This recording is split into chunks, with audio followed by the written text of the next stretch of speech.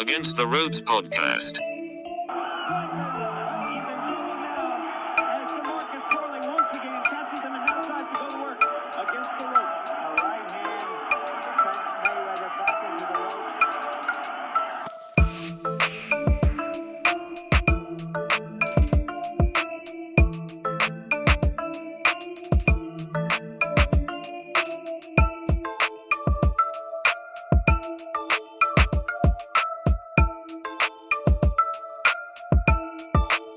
Contra las cuerdas.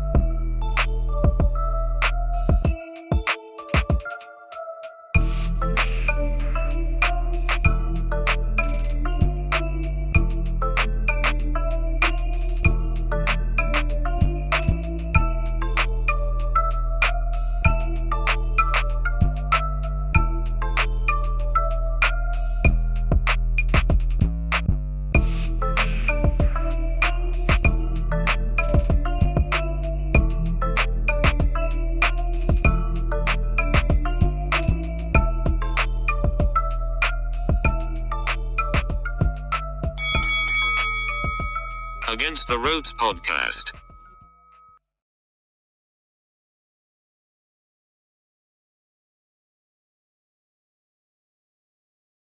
Ladies and gentlemen, welcome back.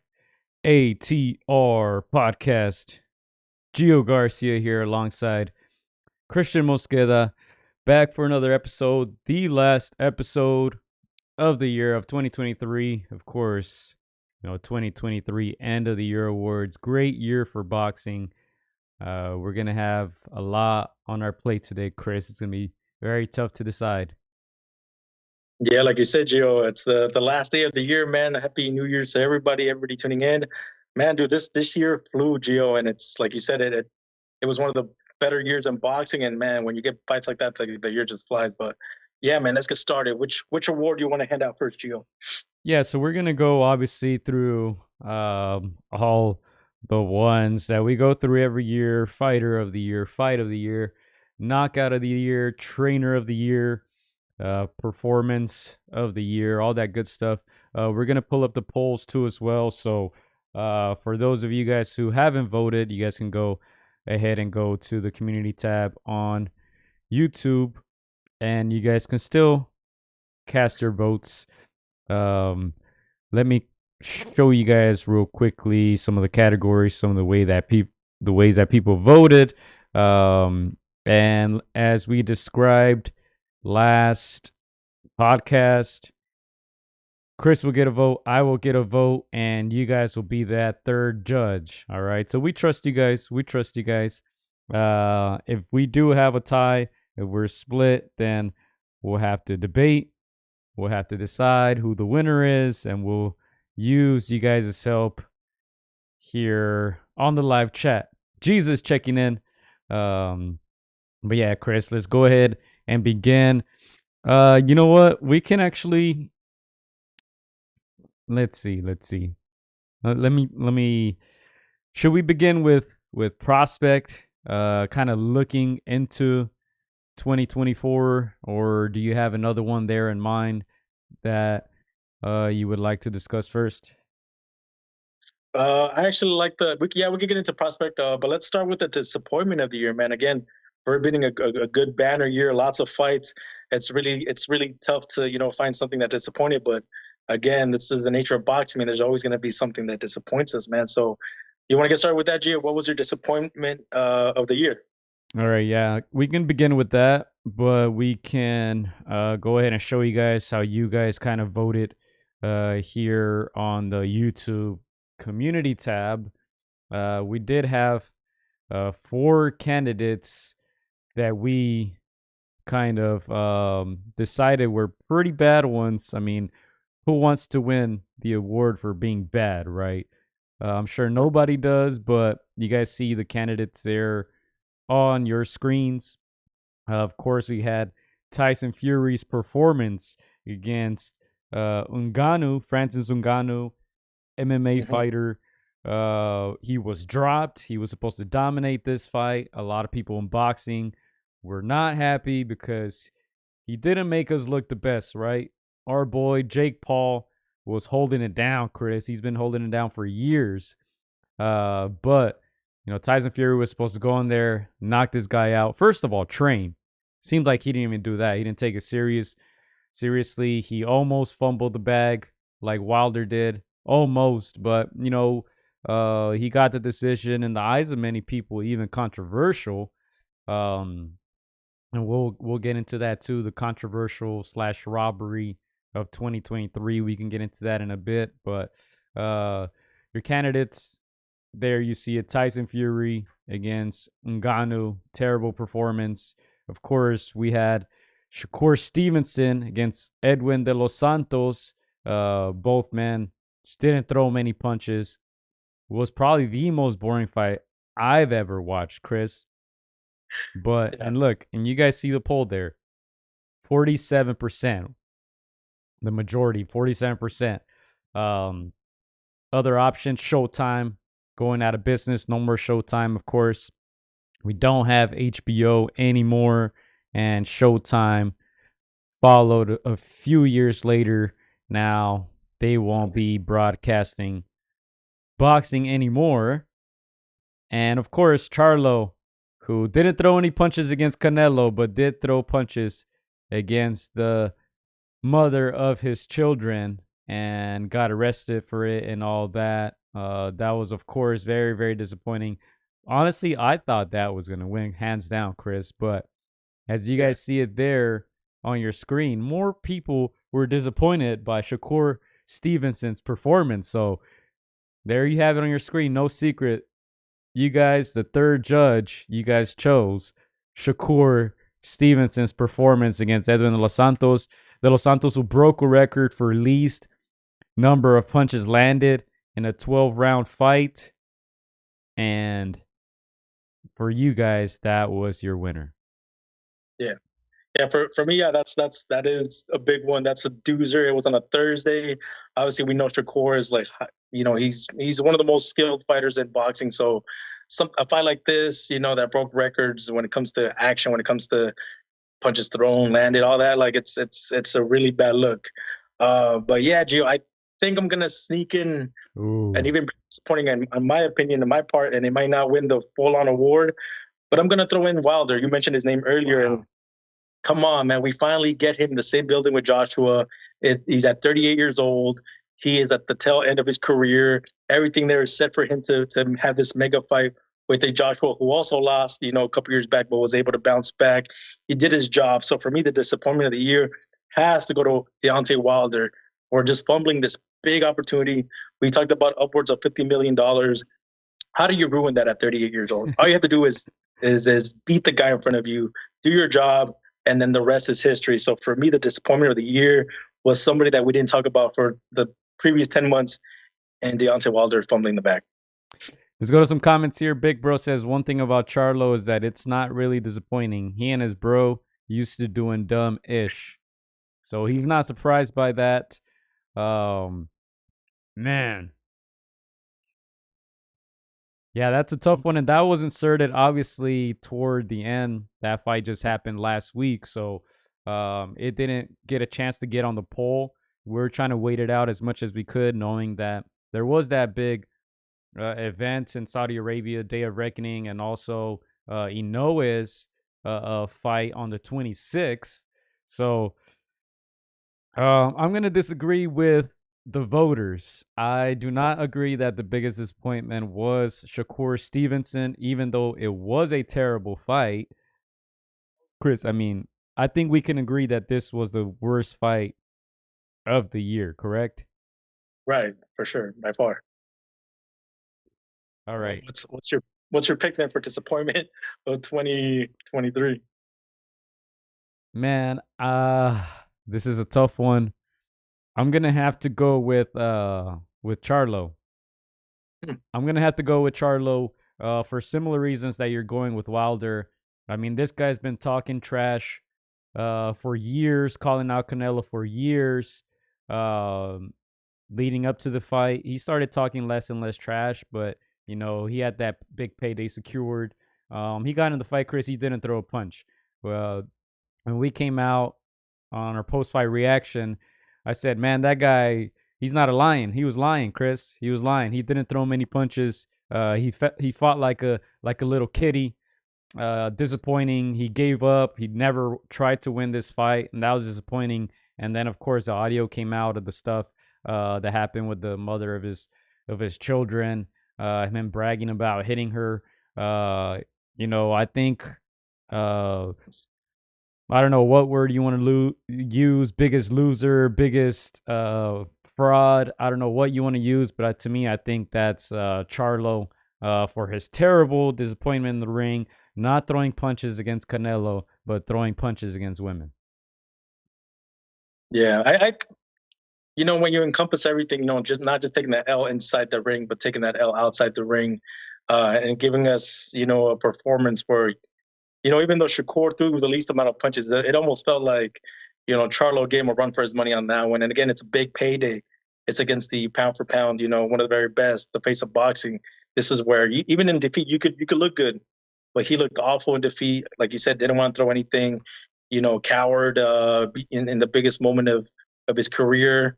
Again, I think it's forgivable if you lose against the very best, against a guy that's, even though you're not going to be bigger in stature, but bigger in terms of strength.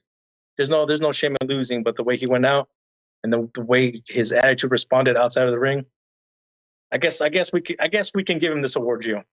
And you know what? Look, he also didn't support his brother during his fight either. His brother was damn near crying in the post-fight press conference, talking about someone tell my brother I love him and someone tell him I won. He's not here at my fight. But look, you guys in the chat can help us decide. Chat, the voters on the YouTube community went with Shakur. I'm going with Charlo. Chris is going with Wilder. But Chris, I know he wasn't on that poll, so I'm not sure if you want to go with Charlo or if you want to wait for the chat to help us out with this one. It looks like this is going to be a majority decision because it wasn't a flat out win for anybody. Yeah, I'm gonna have to vote on this Charlo one. I guess in the end he took 2 L's, this calendar year. Shakur, I don't think this will happen again. I'll give him 1 L. But at least he kept his hands to himself outside the ring. So yeah, man, let's give it over to Charlo, man. Congratulations, Charlo. Not sure that he wants to win this award, and you know what? I'm not gonna give him a clap for it. I'm not gonna give him a clap for this one because this is nothing to celebrate. Disappointment of 2023, Jermell, correct? Is it Jermell? Jermell, yeah. Jermell Charlo for not throwing hands against Canelo, but throwing hands against women, not supporting his brother. He acted like a fraud this year, Chris, and I think he's very deserving of this award. Let us know if you guys agree. Big Bro did not agree with your pick with Wilder. He said Wilder never had it, and that's why he's not voting for that one. But yeah, I think Charlo, like we said, very fitting. Disappointment of 2023. But Shakur, man. Shakur, you better step your game up because people were not happy with you. Even with those disappointing choices, 47% of the people still voted for Shakur Stevenson. Obviously not very happy with him. 26% did not like Fury's performance versus Ngannou. You see that they're getting dropped. Was supposed to knock this guy out, outshine him, show MMA that they're not ready to get in that boxing ring. But, he didn't take it seriously. Still ended up edging it out just barely. But at least he didn't take a loss, almost fumbled the bag. Showtime, 13%. The people said only 14% voted for Charlo on the poll, but majority decision here, Chris. We were split, but yeah, congrats to Charlo, I guess. Congrats, Chicago, man.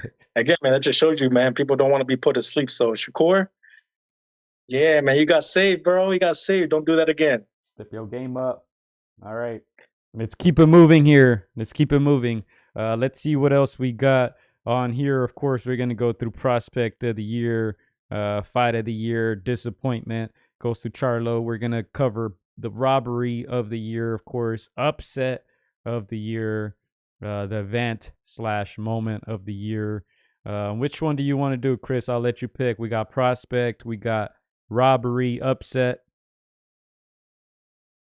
Yeah, let's do upset of the year, Gio. There's a few that stand out, but I think a lot of people are synonymous with who they pick for upset of the year. Let's get that one out of the way. All right. Well, let's take a look at the poll. Let's see how. Well, actually, let's give. I'm not sure that you've taken a look at the poll yet. I don't know the final results of that poll, so let us begin with that one. I'll let you begin, Chris. I kind of have a feeling where you're going with this one, but let's make it official. Maybe I'm wrong. Yeah, I haven't seen the poll, but there's a few that stand out. Early in the year, we had a 154-pound clash in that division where a lot of people thought that the monster, the Towering Inferno, was going to win easily, I would say, but he came up a guy in Brian Mendoza that not just beat him, knocked him out, made a highlight reel. He also makes a case for knockout of the year. But to me, that's one of the upsets that stood out. Again, it's a small guy in Brian Mendoza with a big punch, not a big name. Everybody expected him to lose, to fold over, and he changed the narrative of boxing. Since that fight, we haven't heard too much of the Towering Inferno. I'm sure he's trying to get his things back in line. But again, that was a big upset of the year. And another one that happened, I don't know if you have the poll up there, Gio, but was one that just happened a couple weeks ago. Again, it's a 2-time gold medalist against a guy that nobody really knew outside of his record who this guy was, and he made it a fight, made it a dog fight. It's almost like he welcomed this guy in Robesi, the train Robesi, into the pros, and he completely changed the narrative walking away as a champion. So for me, for that's the upset of the year. I'm not sure if there's any other that comes to mind for you, Gio, but man, that's making a statement. That is changing the narrative of that division and becoming a champion when nobody else believed in you except your family. So that's for me. All right. So are you going with Robesi? Of course, Rafael Espinosa defeating Robesi. Is that correct? That's correct. Wow. All right. So yeah, that's a really good pick. Man, I was very split here. Obviously, you mentioned you have to mention Joseph Parker against Deontay Wilder. I think that was the biggest surprise to me. We're going to go to this poll. I have my mind made up as well. So let's go ahead and give you guys what some of the options were. I think Chris mentioned all of them or most of them. Let's see. Where am I looking at? Upset. Here it is. Here are the options. Tapales defeating Akhmadaliev. That's one of them. Tapales, who just lost his 2 straps against Inoue. Now they're saying that Akhmadaliev is set to challenge Inoue. But let's not forget, Akhmadaliev was very highly touted. He doesn't have many pro fights, but he does have an extensive amateur background. Very skilled. He defeated guys like Danny Roman convincingly. And to me, that was very, very surprising. You guys see it there, how the people voted. 9% said that one. Santillan stopping Rocha. That was another surprising one. Only garnered 5% of the votes. Espinosa taking Ramirez's belts, 27%. And 60% went with Parker versus Wilder. Now, Chris, you're going with Espinosa against Robesi. I was very split with this one, between that one and Parker Wilder.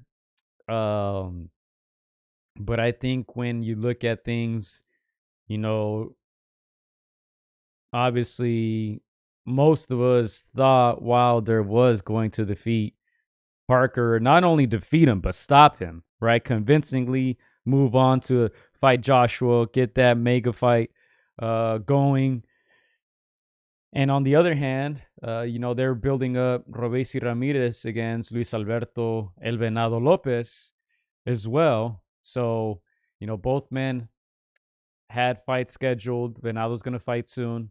So it looked like, all right, they're going to get through these fights and then they're going to get it on in 2024, just like Joshua and Wilder. I think higher profile, of course, what happened with Wilder. But if you look at hindsight, he hadn't looked good in 2-3 fights before that. He had been stopped by Tyson Fury, and then he had that first round knockout of Helenius. He hadn't fought many rounds in the past 3-4 years, and he just looks like he's not the same anymore. So I'm gonna agree with you, Chris. We're gonna overturn the people's vote once again. They voted for Parker's win over Deontay Wilder, 60%. They were very convinced. However, I'm gonna go with Espinosa. Let's not forget, Espinosa was knocked down early in that fight, almost knocked out. I would say 90% of referees would have stopped that fight. Espinosa got up, fell back down, had to use the ropes to help him get back up. And while the referee is still counting, he was able to get up. He was able to let the referee know, hey, I want to continue. And luckily, the bell rang at that moment. Let's not forget that. He was almost stopped. He was hurt several times in this fight against a 2-time Olympic gold medalist, Robesi Ramirez, who had all the momentum in the world. However, Espinosa was able to weather the storm, that onslaught that was coming his way. He fought back with a ton of heart. He showed great resistance toward the end of the fight. Much better resistance than Robesi. Dropped Robesi in the last 20 seconds, and that's basically what garnered him that win. That's how he obtained that win, by dominating Robesi in that very last round, dropping him. And at the end of the day, it was very close on the cards, but he got the nod. And to me, Espinosa coming out of nowhere, ruining those plans of a big fight between Robesi and El Venado Lopez. And now he's looking dangerous. I don't think Robesi wants a rematch, and now they're talking about Espinosa getting big fights after this. So I'm going to agree with you, Chris.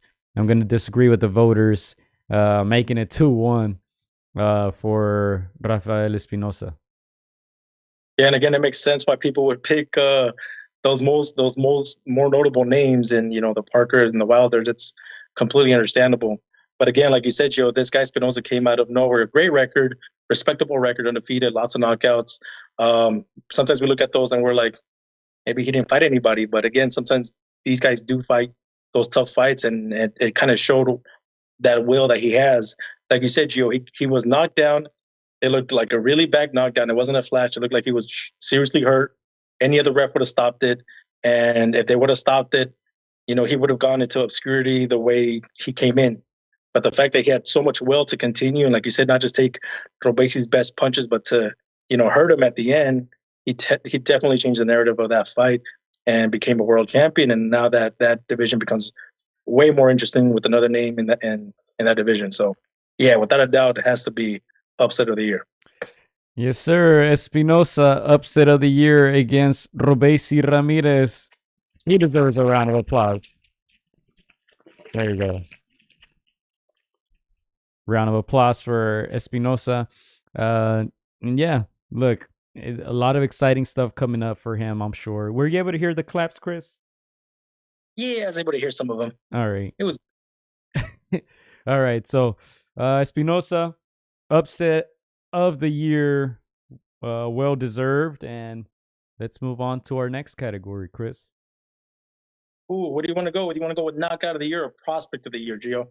Let's go with prospect, which is a very, very difficult one. Prospect of the year. A lot of good fighters. I don't think there was a clear cut winner. Let's go ahead and show you guys what the people were voting for. And look, Chris, this was such a good year in boxing that I think some people are going to get snubbed. I'm sure some people are feeling like Parker is getting snubbed here with the upset or with a maybe a different award.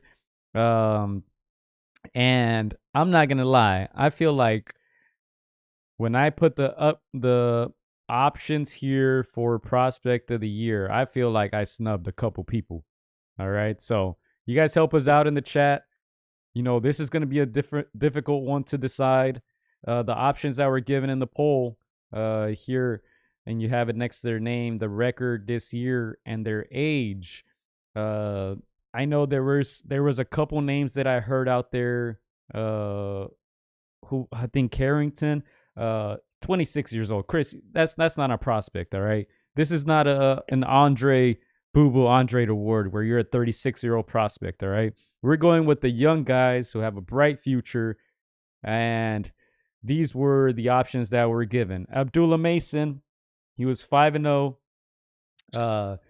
19 years old. He was 5-0 this year, and all these guys here have double-digit wins now, so they're very active. Abdullah 5-0, just 19 years old. He was on a lot of those top-rank undercards. To me, the most talented guy out of these group of prospects that we're going to discuss. But look, 22% for Abdullah Mason.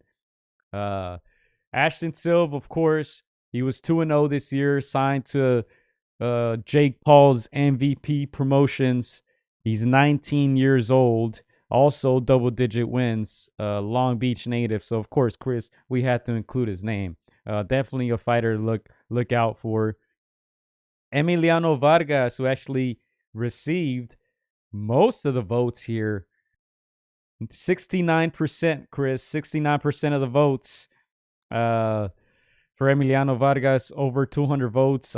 Most of the people, wow, the vast majority of them voted for Emiliano, son of Fernando Vargas, of course. 6-0 this year. I think that also has a lot to do with why people were voting for him. He stayed active, basically fought every other month, and looked good. He started fighting guys with more experience, but he looked very good throughout all those fights. 6-0 in 2023. Mark Castro, 2-0 this year. He is the older one out of the group, 24 years old. But of course, he's also stepping up, also looking good. And you see him on a lot of those big DAZN undercards. But Chris, I don't know if you want to throw a couple more names out there, because I know I have a couple more. I mean, the name that comes to mind, and I know he's not no young buck, but he was in the amateur ranks for a long time, was a guy named Andy Cruz from Cuba. Yeah. He, the lightweight division, of course, like you said, he's not no 19, 20-year-old. He is up there in age at 28. But what makes it interesting is, like, he doesn't have time to waste. He's in that fast track. He reminds me of a Vasil Lomachenko, not in skills, but like in age of when he decided to go pro. So, he's gonna get these fights against these big names much faster than say someone that just goes pro at 19, 20. So that makes it interesting. Like, he's gonna have to adjust quick, and you never know. You might trip and fall the way Alvarez did when he first started. So that's a name that interests me. Yeah, for sure. And also why I didn't go with Cruz is I believe he's only 2-0 as a professional, right? I think, to me at least, you got to have it at least close to double-digit wins, because look, after prospect, you're now a contender, all right? If you're 1-0, 2-0, 3-0, you're just starting your career. I don't think, in my eyes, that qualifies you as a prospect. Obviously, like you said, medalist, you could put them in the category of Robesi, of Lomachenko, guys who, off the bat, they're fighting really good competition just because of that amateur background. But, I'm going more with the younger guys. And look, we have some good names here, too, on the chat. Elijah Garcia. We got a couple for Elijah. Big Bro saying Abdullah Mason. And another name that I wrote down is Floyd Schofield, Chris, who also is young and also is a really good talent. Of course, Keyshawn Davis, he got popped for testing negative or something. So that to me kind of eliminated him from that list. But that's another good talent.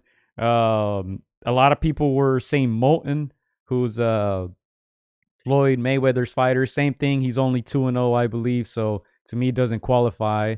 But look, we're gonna have a tough time here. I'm sure deciding this one. We might have to debate a little bit. I'm gonna go with my pick. My vote for this one. You guys see it there on your screen. That's my vote. The one that's highlighted. Abdullah Mason. To me, like I said, he's the most talented out of the bunch. And look, I really like Emiliano Vargas, of course, very talented, son of the legend. He's charismatic. He's a very good fighter. We met him in person. We've interviewed him a couple times. He's great in front of the cameras. You can tell this guy's gonna go far. He might be the biggest out of all those names in that Vargas dynasty, Chris. And I may be exaggerating, but maybe even bigger than his dad. All right, that's how high his ceiling is for Emiliano Vargas. However, I just can't ignore Abdullah Mason's talent. To me, I was going back and forth. I think Schofield also is a great talent. Signed with Golden Boy. But look, Top Rank doing a great job with these young guys. So I just think, man, it's very, very difficult. I think it's close, but to me, I'm sticking with Abdullah Mason. Because I feel like I said, he is the most talented one. Not sure that his ceiling will take him as high as Vargas, just because Vargas kind of comes with that built-in fan base, right? I'm sure Top Rank is going to stick with him and try to put him in big fights. If not this year, then next year, But just right now, I think based off this year, I mean, he was 5-0. I know Vargas 6-0. Very close, very similar. But to me, I'm sticking with Abdullah. Yeah, I agree. Actually, I'm also going to pick Abdullah Mason. Again, you mentioned Schofield and alongside Vargas and Mason. I think those are the top three guys under the age of 20. Prospect, more of a prospect age. But I agree. I think no disrespect to Emiliano Vargas, but with that name behind him, those doors are going to open. And of course, you got to have those skills and that talent to back that up. But I think guys like Mason, Abdullah Mason, and Schofield, they had to work just a little bit extra hard to be noticed, to be taken seriously, to be even considered in this prospect, category. So, just seeing their skills on display, how active they are, not having a big name to open those doors. You have to work hard. And you have to be very talented and keep having those winning ways. So with me, I'm going to say Abdullah Mason as well, Gio. Without a doubt, UD decision for the prospect of the year, in my opinion. Yeah, someone said Abdul Wahid, which is Tank Davis. He just changed his name. I'm sorry. He's Abdul Wahid is 0-0. So sorry, I can't vote for him. He snuck up. That could have been a disappointment of the year, man. But he snuck out after the awards, man. I didn't have time to put that in, huh? There you go. Hey, but look, let me tell you this, man. I'm sure. I promise we're not gonna keep overturning your votes, YouTube community voters. We've overturned every single one thus far, but I think we're making a lot of sense, Chris. I think we're going with the ones, even if they're not our personal picks, we're going with the ones that make the most sense in general terms. You see here, Abdullah Mason now 11-0, 9 KOs, and let me tell you this: I think Vargas could still have a chance to win it next year. He's only 19 years old, just like Abdullah. Yeah. But you see his record here. 2023 was very busy for him. Even though his first fight was in April, but he fought in May, he fought in July, he fought in August, and he fought in November. Like I said, he was in a lot of those big undercards, a lot of fights in Vegas. They're building him up well, and yeah, like I said, to me, the most talented, and we'll see next year. But look, like I said, Emiliano, he's still eligible next year as far as I'm concerned. Yeah, the thing with prospects is like they show so much promise. They have such a high ceiling. Like the question is, what happens in next year? What happens in the next 2 to 3 years? Just like NBA drafts, when you get picked number one, obviously there's so much promise. You're already lauded with, how bright your future is. But how much do you stay in line? How much of a great team do you surround yourself? How many distractions do you avoid? Because these guys are hot right now, but they could take a loss in 2 3 years and completely fall off and not fulfill their potential. So for me, it's like I'm looking forward to how these guys develop in the next 2 to 3 years. And there you have it. Our prospect of 2023, Abdullah Mason, 5-0 this year, only 19 years old. My day one's on the chat. Man, this guy's angry. He's not agreeing with anything that we're saying, but it's all good. These are the AtR awards. So, and you know what I found also interesting is, like, if you look at, obviously it makes sense, right? But Top Rank is giving all their awards to only top ranked people. Of course, you wouldn't expect them to give them to other people from other companies, but it's very hard to really find, these guys who do their lists and be impartial. Everybody's super biased. Of course, ESPN is only going with ESPN fighters. And we'll go over our top 10 pound for pound toward the end, Chris. But if you want to laugh, look at anybody's top 10 pound for pound. I mean, I honestly feel like most of those people don't watch boxing. And it's kind of sad because they get paid for it, right? But anyway, Chris, we'll keep it moving. So far, like we mentioned, our prospect of 2023, Abdullah Mason. Disappointment of the year, Jermell Charlo. And upset of the year, Rafael Espinosa's win over Robesi Ramirez. Chris, what do we have next? Let's go with knockout of the year, Gio. I know we've Wow. Already, Chris? Already? You want to say that for later? All right, so we got a prospect. All right, cool. All right, let's go. Knockout of the year. I'm sure this one's going to get a lot of people debating as well. To me, it was hands down. But to me, I think it was the most satisfying win, and that's why I went with my pick. I could tell you mine off the bat, Chris. What's up? Who's your pick? I'm surprised. I think I know who you're gonna pick, but I think I might have a different choice. But all right, tell me pick. All right, look, this one happened recent as well. To me, it was very satisfying because this gentleman got robbed in the first fight. We'll go over robberies of the year too, but this guy got robbed in the first fight. He kept it classy. He said, I'm going to get my get back.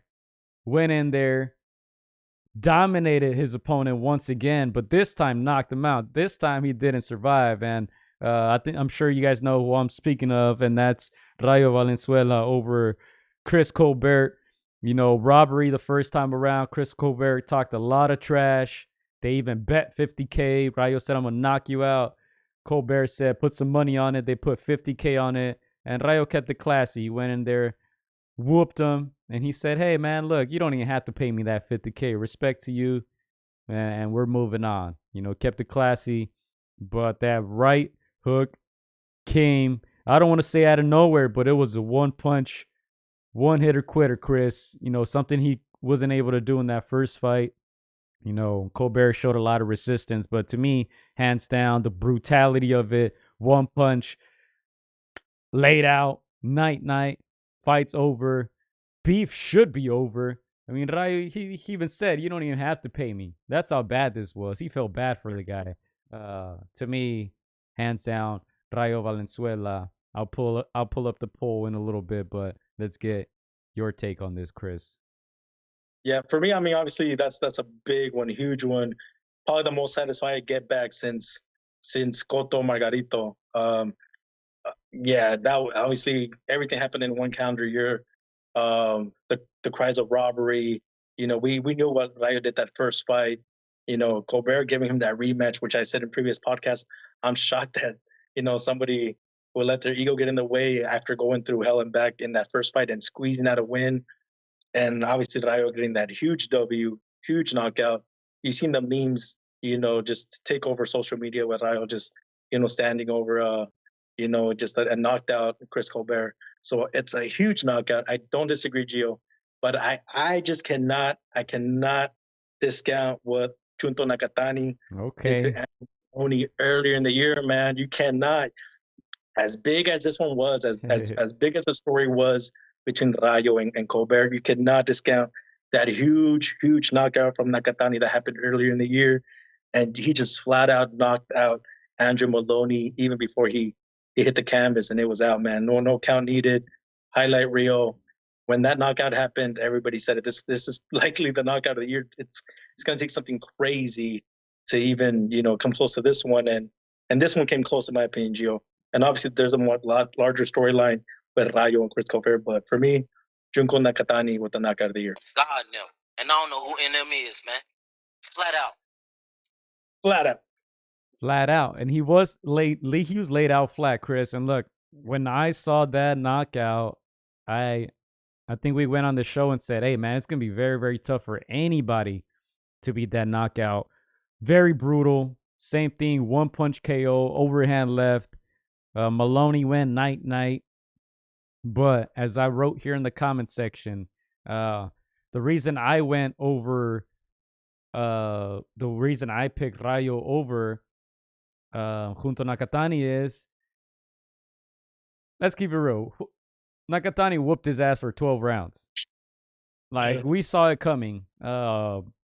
Outclassed 100% Maloney. I'm not big on the Maloney twins, but, I don't even think he won a round in that fight. He was hurt several times. He was knocked down.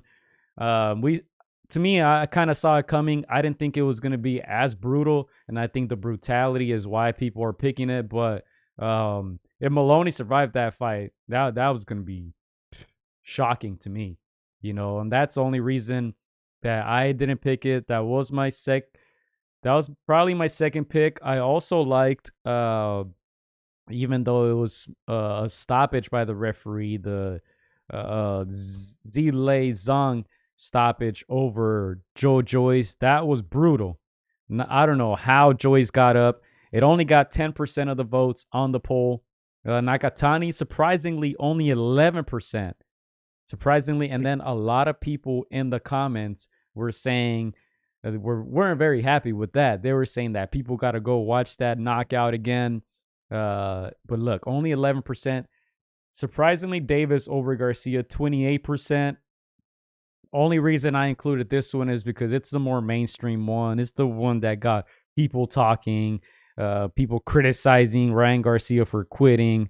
It was a great punch, Chris. It was a great body punch. I'm a big fan of body punches, but, it did seem like Garcia could have continued in that fight, and he decided to give up. And then, of course, Valenzuela against Colbert, too. 51% of the voters, nearly 500 votes. And I'm actually very surprised that so many people voted for that one. I thought people were going to go with Nakatani, Chris, just like you're going with Nakatani. But unfortunately for you, I'm going with Valenzuela. The third judge is going with Valenzuela to overturn your Nakatani pick. But man, that was a close one. We got a lot of good ones. I'm surprised you didn't say Spence getting knocked out versus Crawford. Yeah, again, there's a lot. There's the Brian Mendoza knocking out Fundora. There was a lot of knockouts this year, and like you mentioned, Gio, probably the most famous one is probably Ryan Garcia versus Tank, and we'll talk a little bit more about that event later on. But a lot of knockouts. The Colbert knockout also had it number 2, and it was very close. And if Nakatani's not, if he doesn't fight this year, doesn't get that knockout, hands down, Rayo Valenzuela would take knockout of the year honors. But not mad at it. The fans picked this one. Huge storyline. You picked this one. Not mad at it. Rayo Valenzuela for knockout of the year. Yeah, and we have some very good suggestions also on that chat. Shout out to Chris checking in. He says Davis to the body. Mad Dog Age, shout out to you checking in. He says that that Zhang one was crazy. Sergeant says Junto was better. He also says Venado KO against Conlon was good. And this one was probably the more difficult one for me to choose. Here were some other honorable mentions that I feel like were very, very overlooked. Let me pull this screen up for you guys. Mendoza against Fundora, Chris, you mentioned that one. That one was crazy. That one was brutal. And it was tough to leave that one off this poll and off this list. Lopez against Conlon, another satisfying one, another brutal one. Lopez, it seemed like he was going to have some difficulty in this fight, but he landed some big uppercuts and ultimately stopped Conlon over there at his hometown in the UK. Or is he from Northern Ireland? I got to double check that. But he had to travel over there and everything was against him. And he got that big stoppage. Inoue against Fulton was another big one.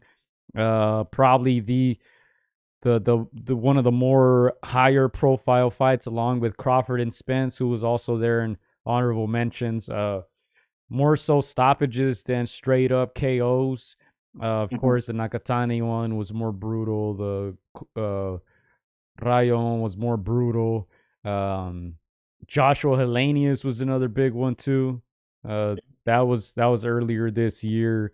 Lara versus Wood, number 1. Seems like so long ago. I believe that one was in February at the beginning of the year, but he, stopped Wood as well. All odds against him. And that kind of forced Ben Davison to throw in the towel. It wasn't a straight up KO, but was still brutal. It was surprising and it was satisfying as well. Opataya against Zorro, which happened just last week, Chris. That was a brutal one. Zorro undefeated, first round KO. Opataya, who is the guy right now at cruiserweight, also difficult to leave that one off the list. But man, I'm still processing that Rayo KO, man. That was beautiful. Yeah, of course, when we think of like knockouts, we think of like one punch, home runs. We think of Sergio, back in 2010. We think of like those big ones, but again, we did have a bunch of knockouts. Some of them, included the likes of Benavidez breaking down, guys like Boo Boo, which again, those are fascinating in their own right. For me, this is why why Deontay Wilder, coming up short, losing every round. That's why we call it an upset, because even in round 12, even at the end of the year, you almost feel like he was going to have that big knockout and it was going to make this list, which never came, of course. But yeah, man, again, we had a great knockouts this year. The best two we mentioned, in the Nakatani and Rayo Valenzuela. So again, I'm satisfied with the pick, man. I'm not mad at Valenzuela getting knockout honors after a crazy year for him. Yeah, we got some other suggestions here. David stopping Dudu says my day ones. Bam Rodriguez also doing something similar to Sonny Edwards, making him quit as well, just like Andrade. Fulton versus Inoue says Guts and Glory. Sargent says Adrian Curiel. But yeah, look, let me hit that round of applause for Rayo Valenzuela. KO of the year, always a memorable one. I think it's deserving. Brutal. Man, it's brutal. I wish we can play the knockouts here without getting copyright strikes. But yeah, that was a very, very brutal one. For Rayo Valenzuela, Chris, as we'll go ahead and continue the show here, we got a few more to go. Thus far, we have Charlo, disappointment of 2023, refusing to throw punches against Canelo, but beating on women.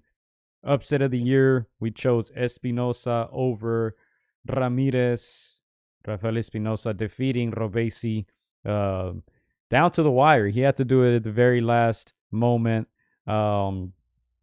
Abdullah Mason was our prospect of the year, and upset we went with did we go over that one already? We did, right? Yeah, we did. I'm sorry. Yeah, that was the Espinosa one. All right, let's keep it moving, Chris. What else? We got robbery. We got fight of the year, fighter of the year, trainer of the year, event / moment of the year, Woo! performance of the year. Man. I think this one's gonna be a little controversial. All right. I think anybody can make a case for any of those four that you put up there in the poll, Gio. Let's go with robbery, man. Robbery of 2023. All right, man. Look, it's not boxing without a robbery, Chris.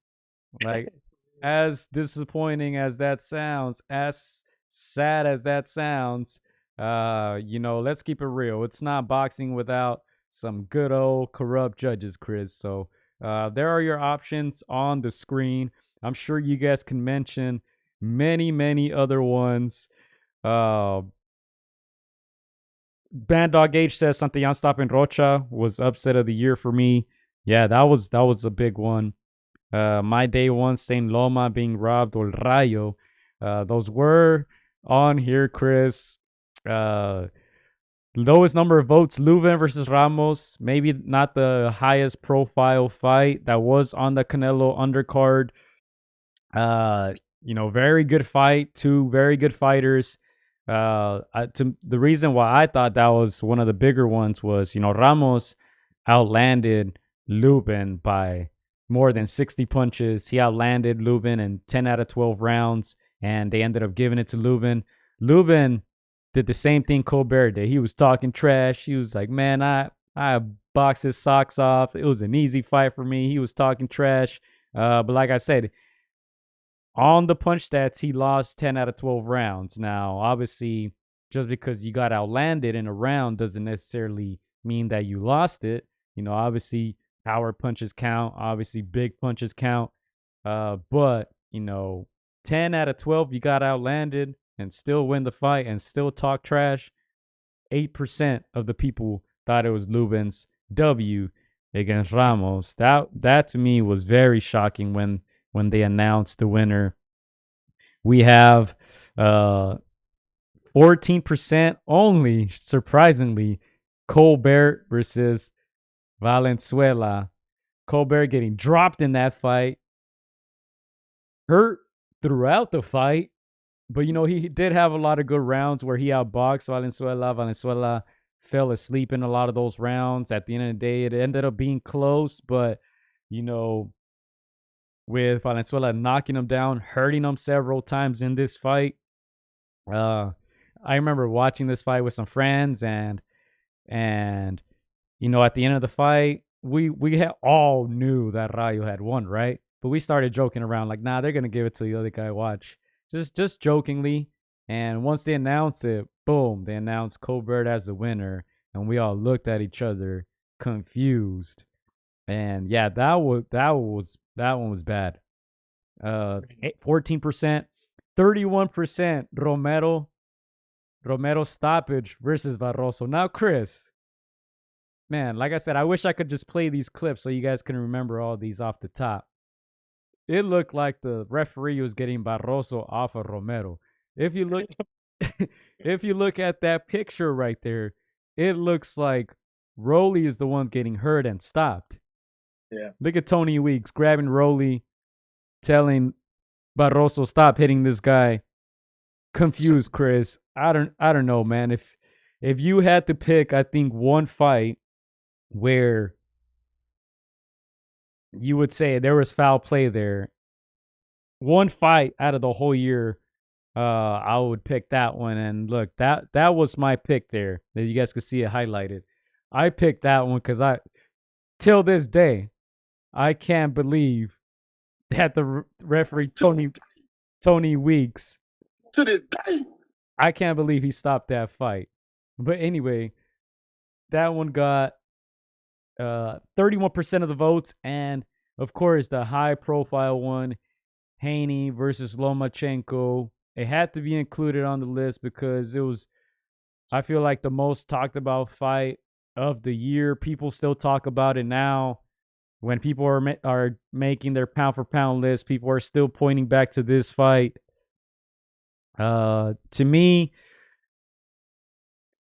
I'll save my opinion, but 47%, 47% of the votes, Chris. Now, this is going to be a tough one to decide. So did you give your pick already, Gio?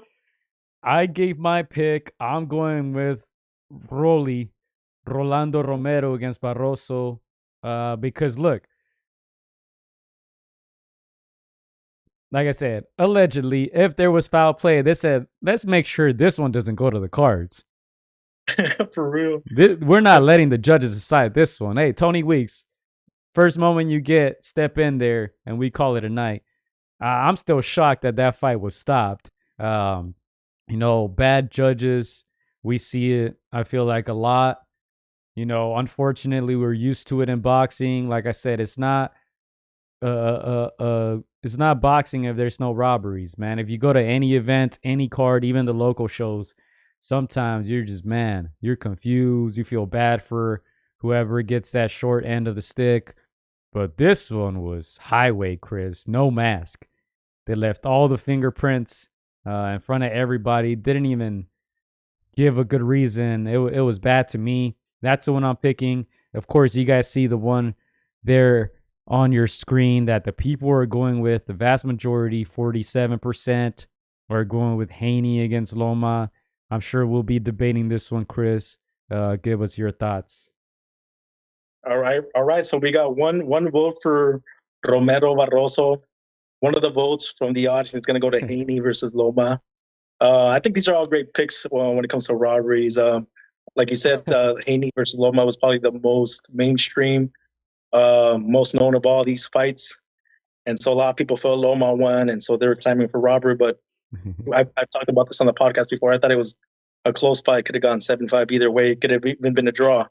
I've gone on record to say that I thought Haney won the fight. I actually ended up watching this fight again just a couple of days ago, and we'll talk more about it a little bit later. But yeah, for me, that one was close enough not to be a huge robbery, in my opinion. The Lubin versus Ramos, I've said it in the podcast before. Ramos disappointed me. I felt like he should have won that fight fairly easily. He's much bigger, much stronger, much younger. I don't know how he went the distance. I don't know how, he let Lubin survive. That's my take on that. For me, the two biggest robbers for sure, without a doubt, have been Colbert and Rayo and Rollies versus Barroso. And we've had Rollies on the podcast show before. Funny guy, good for boxing, entertaining. But man, what was that fight? I think that fight had so much people on social media talking like, what are we watching? What is going on? So many people started talking like smack to Rollies. You let Grandpa beat you. You still needed the help from the ref. You still needed the powers be to bail you out. Coupled with Rayo's, comeback win, I feel like this one stands out the most. So, man, Rollies was gifted a decision on this one. He looked so bad. He reminded me of a Wilder without fundamentals in this fight.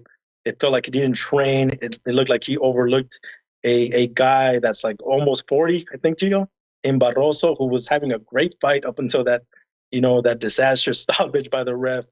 That one was highway robbery, man. So for me, that's my pick. All right, and there you have it. Overturning that Haney pick.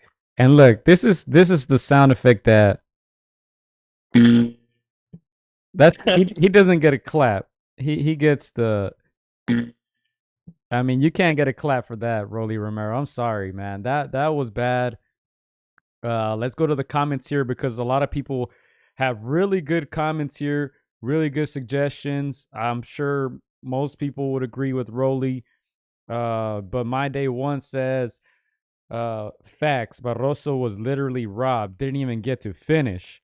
Sergeant says Barroso was terrible as well. Rolly didn't even hit him, and they called it. Chris, man, like I said, I still can't believe it, man. Because if you look at that replay, if you watch in slow motion, he was blocking a lot of those punches, and I think Barroso actually landed the harder punches in that exchange. I mean, I'm so confused. That was wild. My day ones also brings up a good one. He says Lara being screwed in the UK on the scales. That's also a robbery, of course. That was controversial. What happened before the fight, before the weigh-in over there with Lara. Sargent and Mad Dog are saying Ramos versus Lubin. Rolly wasn't even landing when they stopped it, says Mad Dog. Ramos whooped Erickson, says Cheatling Distributor. 9-3 at least. Oh, man. There's a lot of good comments here. Top Rank had a lot of undercard bad decisions. Man. And they're saying Rolly already robbed Jackson Martinez. Yeah, that was another robbery. Hey, this guy, he might be in the Hall of Fame, Chris, of robberies. Rolly Romero, like we said, friend of the show. We've met him a few times. Funny dude. We have several interviews with him, but come on, man, let's keep it real. I think he would even agree with us. I would even agree with this. Oh man, I think he knows he was gifted a decision. He's been out of the ring for a while, and obviously, like, again, he's an entertaining guy. I think I think Ryan wanted to fight him at one time, and then Rolly said something like, "Man, we ain't fighting." And then, like, I think a week ago, now that Ryan and Devin are getting into negotiations, Rolly comes out of nowhere. When are we fighting? It's like, man, he's funny. I'll give him that, man. But he definitely got gifted that decision because, man, I couldn't believe what we were watching when we saw him fight against Barroso. God no. And I don't know who NM is, man. Flat out. Flat out. There you have it. Robbery of the year. Rolando Romero stopping, according to Tony Weeks, Barroso. Man, wow.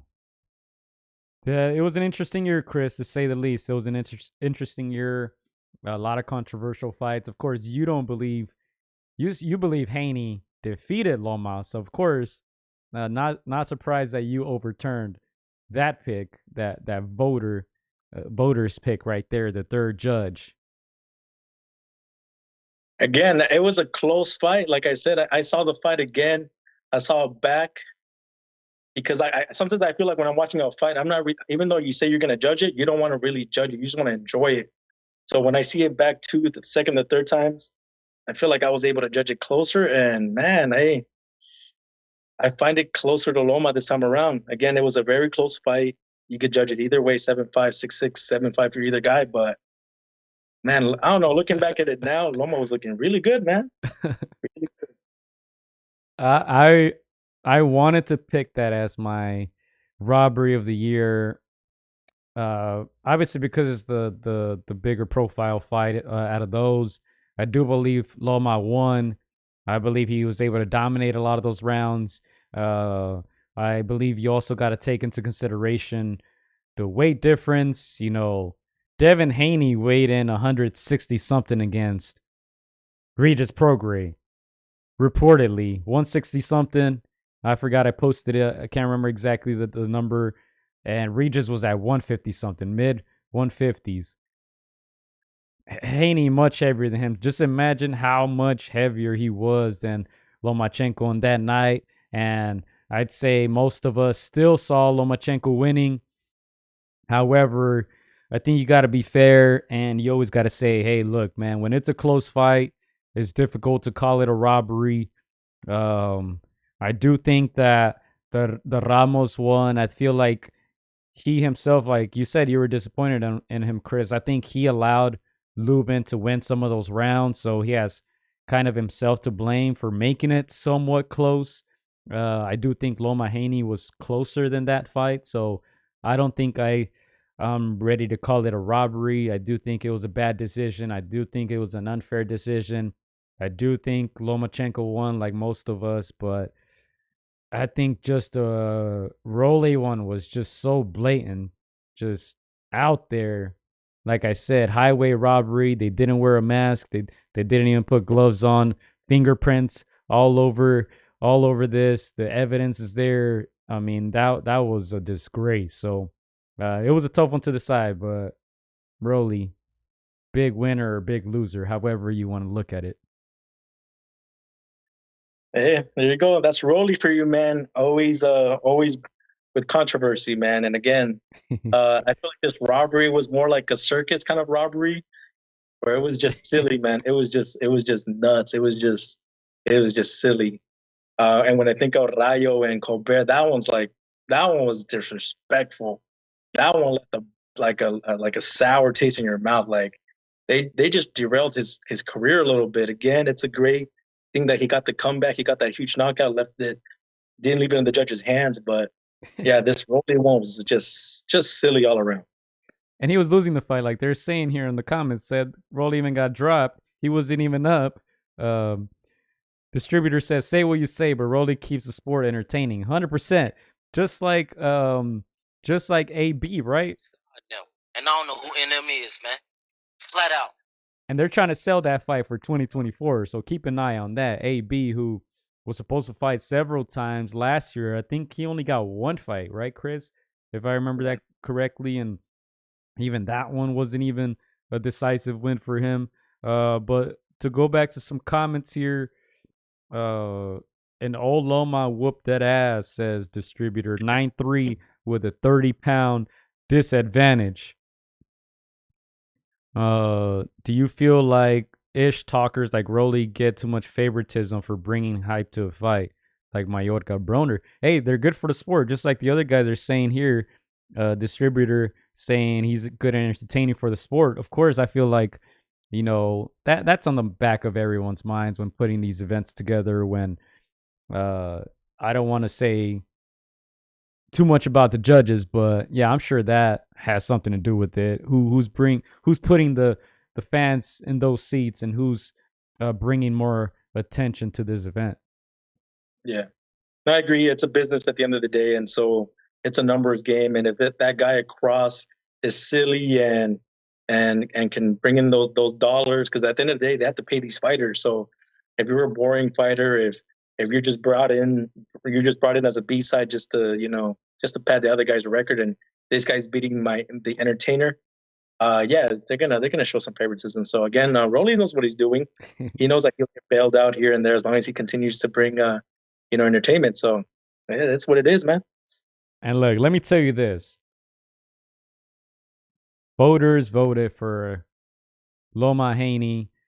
I was leaning toward that one, but we couldn't rob Barroso again, Chris. We couldn't rob him again. He already got robbed one time this year. We couldn't do it to him again, man. We don't have the heart for it. Rolly Romero, your big winner or big loser. All right, Chris, we still got a few more. We got Fighter of the Year. We got Fight of the Year, Event/Moment of the Year. We got Trainer of the Year. We still have a few more categories to go, Chris. All right. Obviously, there's some sexier awards to give. I think the Trainer of the Year might go hand in hand with Fight of the Year, maybe. So let's start with Fight of the Year, Gio. Fight of the Year. Let's go with Fight of the Year. Oh man, so yeah, another one that was difficult to decide. I feel like, I don't know if it's just me, but I feel like we didn't really have like those big thrillers. Usually when you get these big fights, you get something close, something maybe even controversial. I feel like a lot of the fights this year were decisive wins, the big profile fights. If you think about Crawford Spence, you think about Benavidez versus Plant or versus Andrade. If you think about some of those heavyweight fights, a lot of them were one-sided. Canelo's fights were one-sided. So, the Devin Haney against Lomachenko maybe could have been one of the candidates. But, these here maybe fights that were not as high-profile fights as the ones that we mentioned, but very, very entertaining fights, back and forth. I think my thought process going into these candidates was, going into those when the point when the fight finished, we were unsure of who was going to win. If you look at Neri against Hovhannisyan, Neri got the stoppage late. He was hurt several times in that fight. Right, Neri, who's on a comeback trail, who's trying to get that Inoue fight. He needed to win this fight. This fight was at the beginning of the year. We still weren't sure what was going to happen as Inoue was going up in weight. But looking back, this was a very big moment for Neri. 5% of the voters, Chris. I think that one was a bit overlooked. Yeah. Now, my personal pick, which is not going to be my final vote but my personal pick, you see it there highlighted, Navarrete versus Wilson. Navarrete hurt badly in this fight. He was dropped. He bought himself a few more seconds by spitting out his mouthpiece. He mentioned it on the podcast with El Terrible en Barrera. Veteran move that bought him some time. And he was saying that I was hurt. I was dizzy. But, that bought me a little bit of time. He was able to survive. He was able to come back, hurt Wilson, who was bigger than him, probably a bigger puncher than him as well, who also showed resistance, but he came back and stopped Wilson. Man, I remember watching this one vividly, and I was at the edge of my seat. I was nervous because I was hoping that Navarrete would win this fight. This was before that Valdez fight, so obviously they were trying to build that one up. Once again, Chris, when the stakes are high and we get these very difficult opponents, nerve-wracking scenarios there. Wilder wasn't able to pass his test. Almost happened to Navarrete. He was almost stopped, but he came back, survived, and got a stoppage of his own. 17% of the votes. 45% Munguia against Derevyanchenko. Back and forth fight.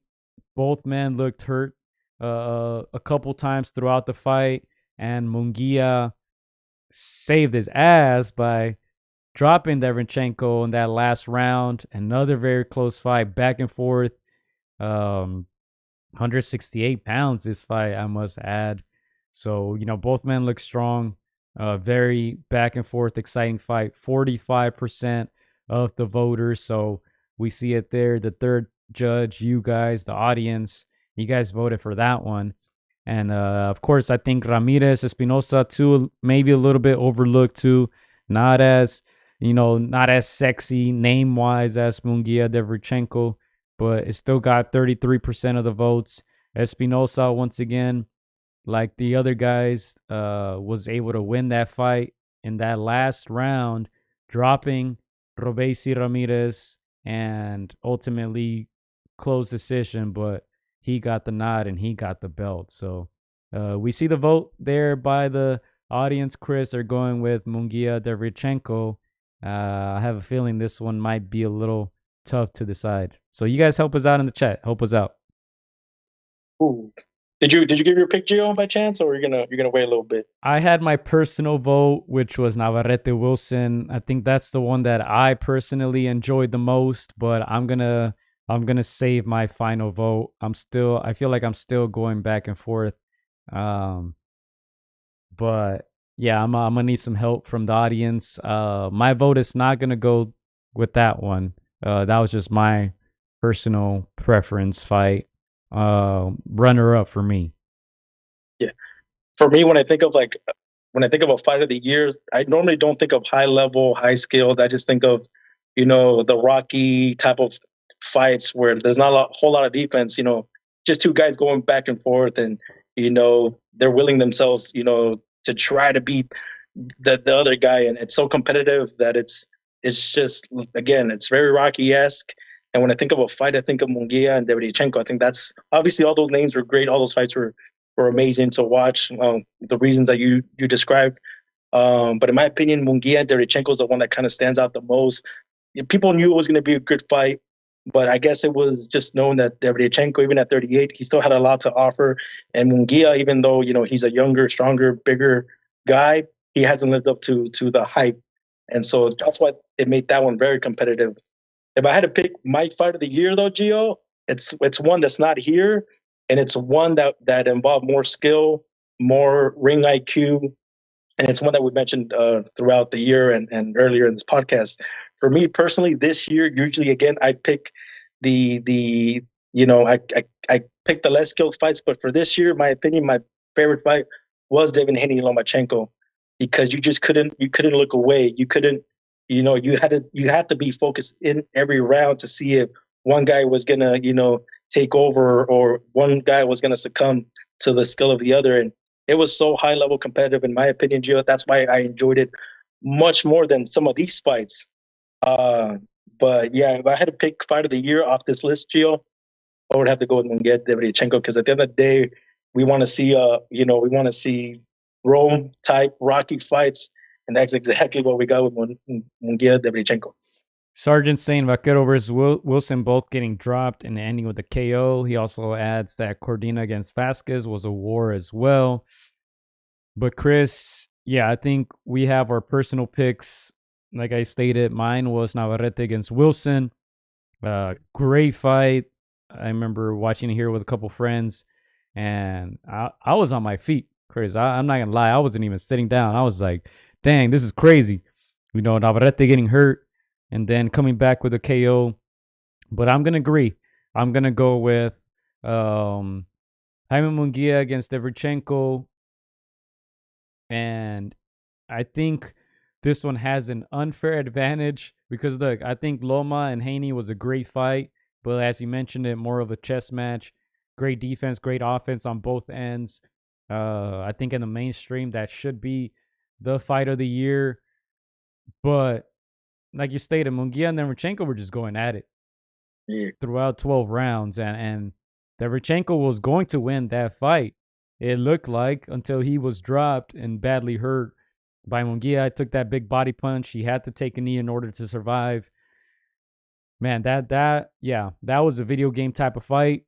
I feel like Robesi, Ramirez against Rafael Espinosa also deserve a lot of credit for the reasons that we mentioned earlier. Espinosa almost getting knocked out, the way he fell, knee all twisted, got up, he fell back down. Referee gave him a chance. He counted, bell rang, he survived. He came back, hurt Robesi a couple times, got hurt himself a couple times after that, and then was able to knock Robesi down as well. Kind of similar to what Munguia did. Yeah, this was a difficult one, but I think the Munguia Derevchenko just had just a tiny bit more action throughout the 12 rounds. So I'm going to go with that pick as well, making it really a sweep, right, Chris? Because the voters also voted for that one. Maybe it doesn't tell the whole story. This was a tough one to decide, but for the first time today, we have a 3-0 vote, and that deserves a round of applause. Unanimous decision. Finally, no robberies here, man. Yeah, 100%. And look, Munguia Derevchenko fight of the year. I saw this one being voted as well a lot. And look, Chris, before we move on, let me go ahead and show you guys this screen here. Of course, ESPN did their awards. Let me try to refresh this page here. Oops. But I think we can go to some of their picks before we move on. I think they had a lot of the obvious ones. Of course, they're going with top-ranked fighters. They have Inoue as their fighter of the year. They have runner-up Devin Haney. Fight of the year, they have Munguia against Derevchenko. Women's fighter of the year, Katie Taylor. Runner-up Amanda Serrano. KO of the year, of course, they went with Nakatani. That fight was on ESPN. Trainer, they're going with Bomac. Upset of the year, they're going with Espinosa as well. So we agree on a lot of these. Prospect, you see a Shushu Carrington. Like I said, I couldn't include him. He's 26 years old, so not necessarily. I like this pick here. Women's Prospect of the Year, Caroline Dubois, Daniel Dubois' sister. I almost wanted to include her in our list with the males. So, and then we'll go into their list, which is a joke, the pound for pound. But yeah, Chris, I think uh, you know, a lot of these, I don't think they were flat out wins, especially the ones we're going to get into. I'm sure we're going to debate a little bit fighter of the year, performance of the year, perhaps trainer of the year. I think those are the big ones that are left. I don't know if you have any other ones there on your list. Event of the year. Chris, you want to do that one? Event moment of the year, or do you want to save that one? Yeah, let's do event of the year. I honestly think we're gonna. I think we're gonna differ in fight of the year, Gio. I think you'll be surprised. But Let's yeah, do I'm this. fight of the year, Let, and let's go with the event of the year. So we're, when I think of event, I think Chris, sometimes before people you can mix go, up, like, oh, is it fight of the year? Chris. Is it No, he's not listening. fight that maybe you guys that we wanted a year ago that finally came to fruition? Was it something that we've been longing for and it's finally happened? When I think of event of the year, I think of all those things: names, popularity, longing for. I think of things like that. So I don't think there's a doubt what my event of the year is, Gio. I think you might agree, you may not. We've had a bunch of great fights, great names. I think this is has been one of those banner years where you had so many fights, so many things to pick from. But for me, one of those fights stands out, and without a doubt, to me, in my opinion, is Crawford versus Spence Jr. It's a fight that could have not been made, could have, you know, gone way. It did go past the expiration date, but it could have gone way past the expiration date. One of these guys could have moved up, and we would have never gotten the fight. So just that we finally got it after years and years of rumors of it coming to fruition and it falling through. You know, that to me is the event of the year: Crawford versus Spence Jr. All right. And you guys see the poll here, 98 votes. So let's just uh this was just posted a couple hours ago. So that makes the math easy. Let's just say 100 out of 100. 12 said Benavidez versus Plant. 17, including myself, Chris, and I'll explain why. Davis versus Garcia. 58% Crawford versus Spence, and 12% the Day of Reckoning pay-per-view. Of course, doing the math, you voted for Crawford Spence. The voters voting for Crawford Spence, but to me, it was Davis Garcia. Why? Now, I don't have any personal connections to any of these. I'm not a fan of Davis or Garcia. Wasn't a big fan of how that fight ended. Didn't care for it much leading up to the fight. However, Chris, this was the only fight that broke a million pay-per-view numbers. Not even sure if that happened. It's PBC, so you know they inflate everything. But you could say they got close to a million pay-per-views. Crawford Spence, on the other hand, was very disappointing in that sense. Didn't get nowhere near that number. And as you stated before earlier in this year, Chris, after that fight, we mentioned all these big fights that happened. I think Benavidez Plant was an exciting event. It got people out there to Vegas. There was bad blood between those two. And like you said, I think, and I agree with you, that Davis Garcia set the tone for the year, for these big events. You know, I think without those guys getting it on, obviously they're not the biggest names in the sport, but, you know, they got a milli, Chris. I think a lot of the other guys are saying, "Oh man, let's try to hit that." These guys are out here getting paid. It is possible to hit a million pay-per-views in today's day and age. Now, none of them accomplished it. No one got even close to it, except obviously Davis and Garcia. But I feel like that did set the tone. That was the biggest event of the year, numbers-wise. Um, I do think that this event in Saudi Arabia, to me, was a groundbreaking point. I think we're going to see more of those in the near future. We saw big events in Saudi Arabia. However, we hadn't seen so many names on one card. You know, to get Anthony Joshua and Wilder on the same card, I think that's a big deal. You know, they haven't been able. Before that, they hadn't been able to get those guys on the same card to fight each other. So to have Wilder on the undercard, I think that was a big deal. To have Bivol on the undercard, that's a big deal. And to put on all those good heavyweight fights, plus some guys, like I said, cruiserweight, Opataya, light heavy, Bivol. I think that was a great event. I'm sticking with my pick, but I guess it doesn't really matter. You guys are going with Crawford. Spence, obviously the bigger profile fight. None of the other bigger names really fought against another fighter that had close to a big name, like Canelo fought against Ryder and Charlo. He didn't have takes to the tango. He didn't really have that dance partner. Fury fought MMA guy, but people were not interested. Joshua fought Hellenius, and then in this fight he fought Wallin. So, wasn't the biggest names that he fought. Obviously, the two biggest names were Crawford and Spence. I'm still sticking with my pick. Biggest event, and the numbers are there, is Davis Garcia. But you gotta respect the other two votes. No, I agree, Gio, that without Davis and Ryan Garcia, without that catalyst, we don't get Terrence Crawford against Errol Spence Jr. Um, and I agree with some of the comments. Yes, it was 5 years too late. It was sold way past its due date. It was not competitive the way it could have been, 5 years ago. It was a little bit reminiscent of Manny Pacquiao versus Floyd Mayweather, where they were no longer, at least one of these guys was no longer at their peak power, so it was not competitive the way it should have been 5 years ago.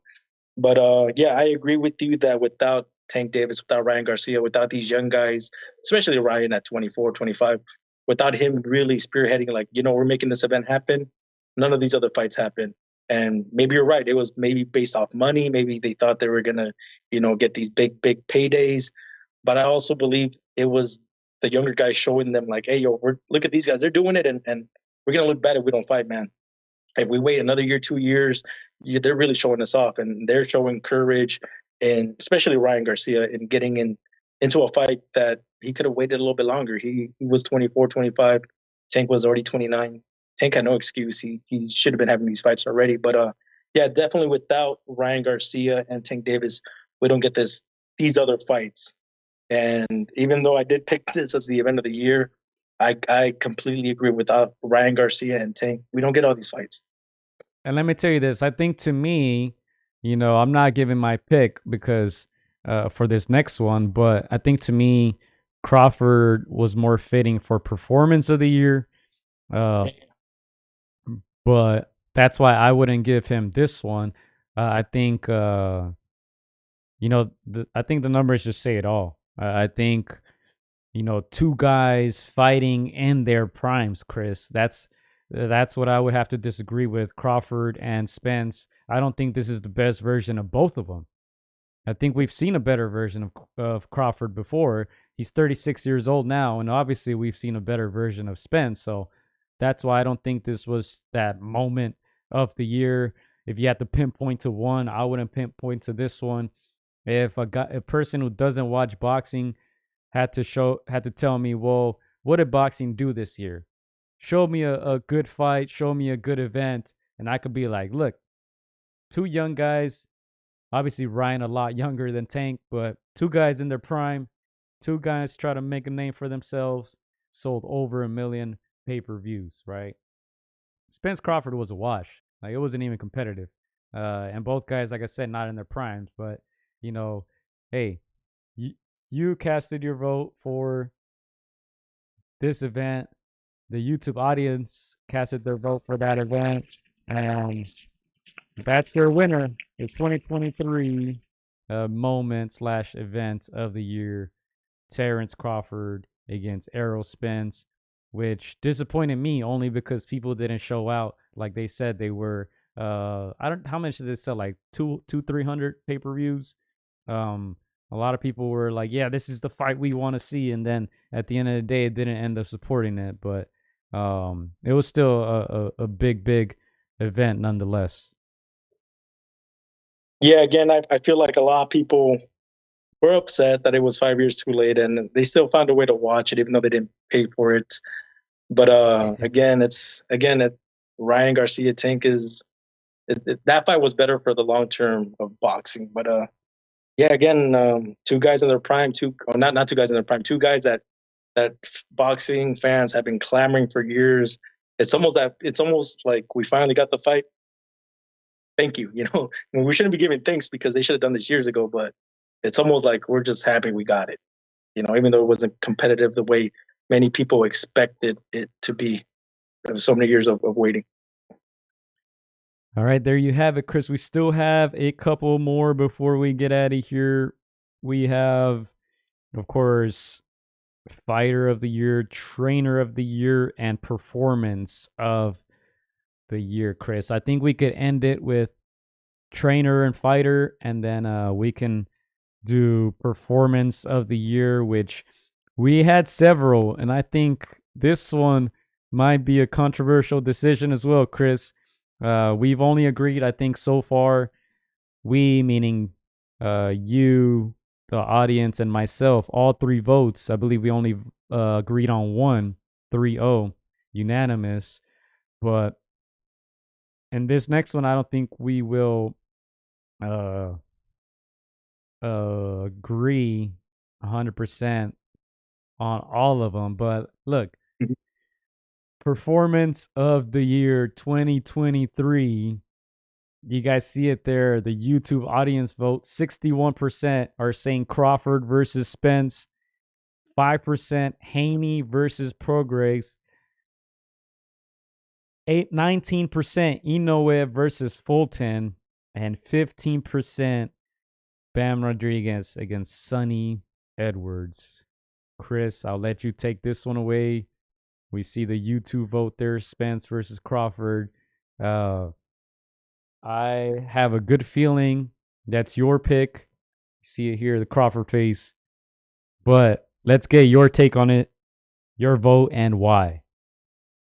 First of all, that one, I think this one was very tough for me to decide, just because there's so many elements where you can pick one over the other, and you could also knock one out of the other. Anybody can say Haney versus Prograis was super impressive, just because Haney is fighting everybody in their primes. He's not letting it marinate the way Crawford and Spence did. So you have to admire that. You have to commend that. You think of Inoue and Fulton. Inoue's, just doing amazing things. Again, he's not letting things marinate. He's moving up. He's fighting the top guys, knocking them out.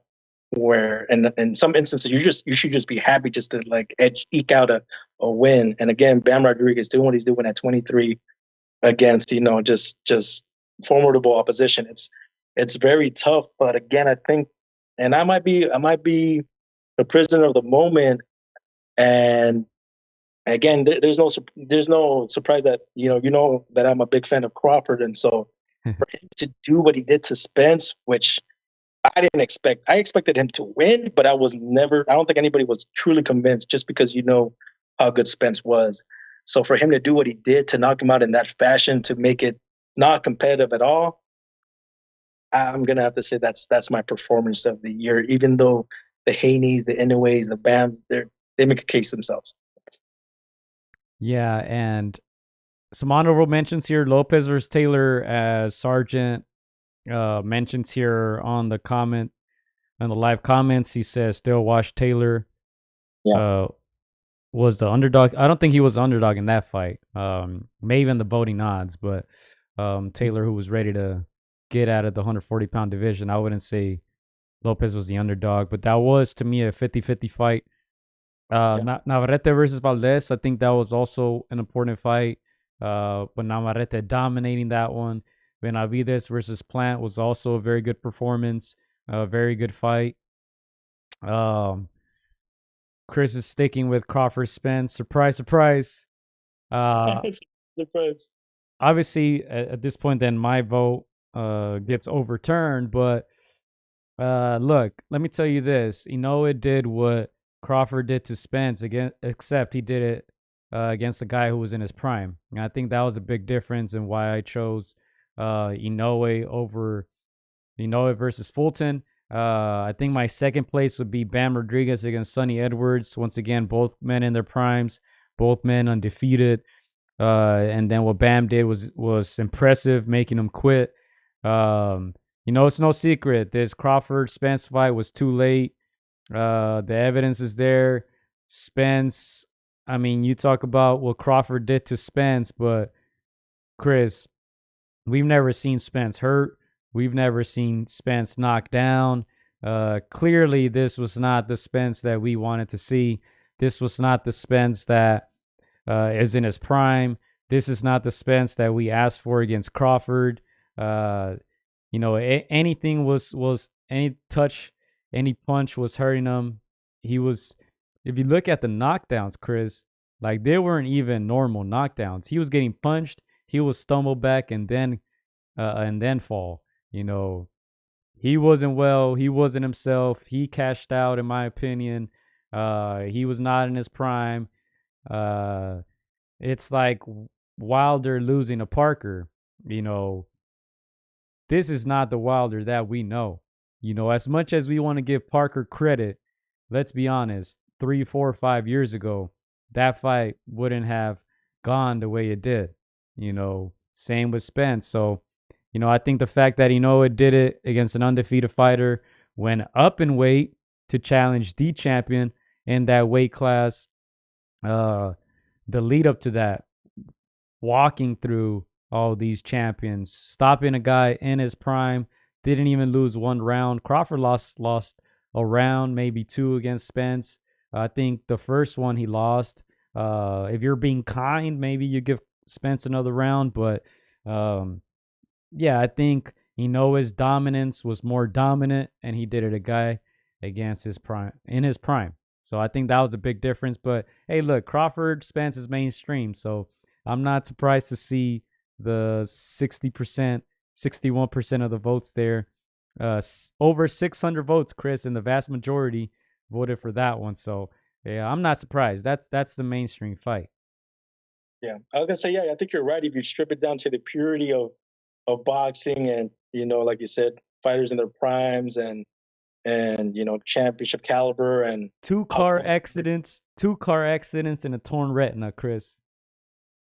Yeah, and again, that's the disappointing part. Again, we would have hoped we would have seen these two guys in their prime, and that would have been something closer to really who was the best. So it's unfortunate, And I always say, like, looking back at that fight, as soon as I see Errol Spence walking out to the ring, I was like, man, this guy was already defeated.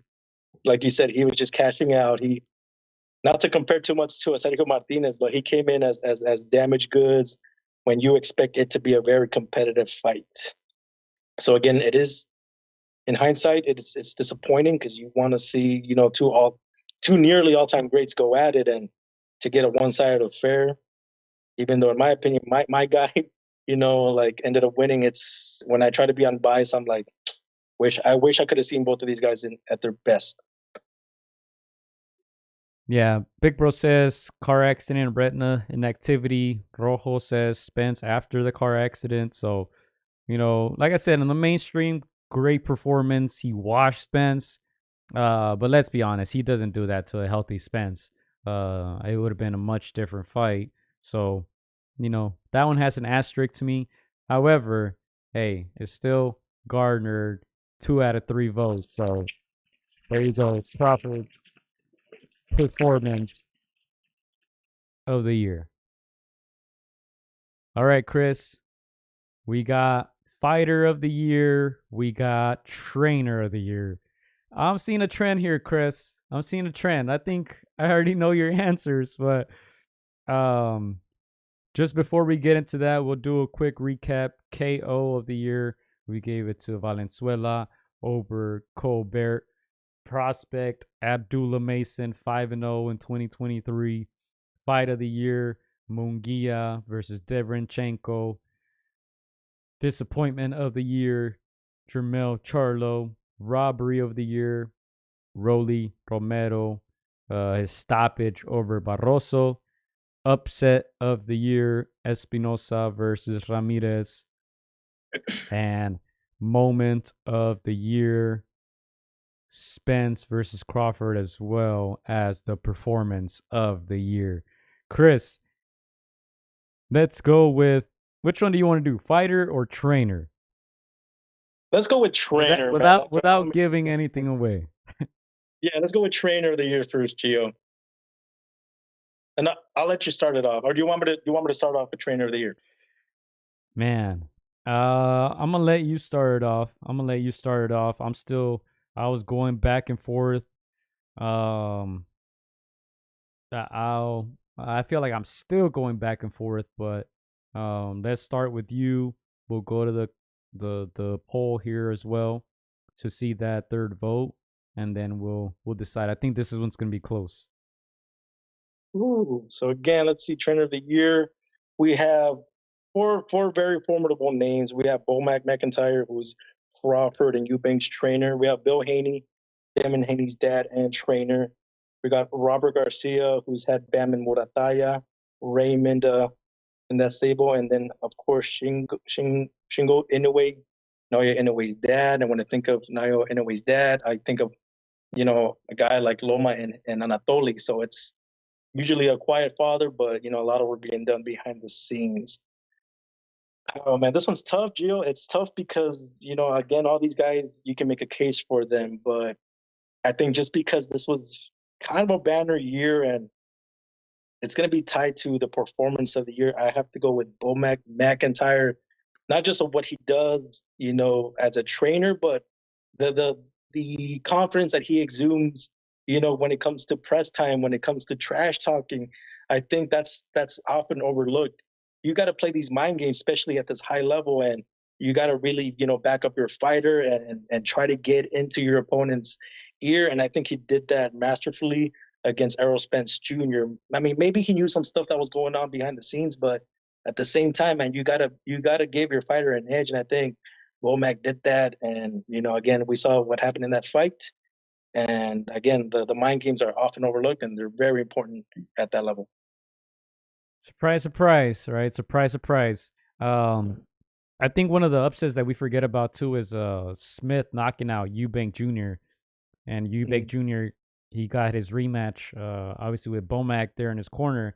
People saying Robert, he got Bam, he got Santillán against Rocha, Murataya. Robert had a great year. And Big Bro says now counting his other prospects, he also got a couple good wins with Lindolfo. Obviously Virgil was out, but he's coming back.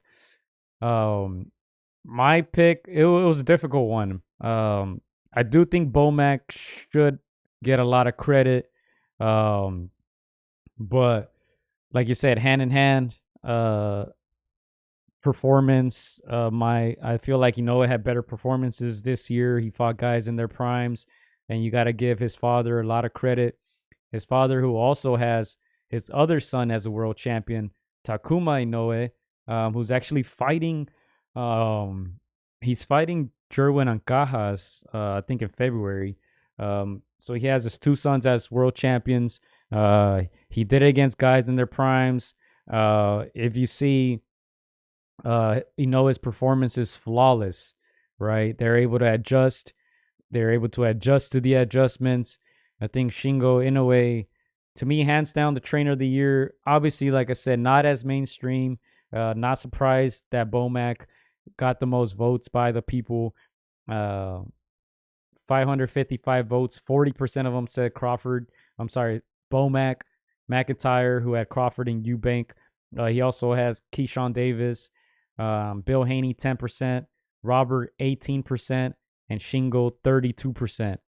To me, this was a no-brainer.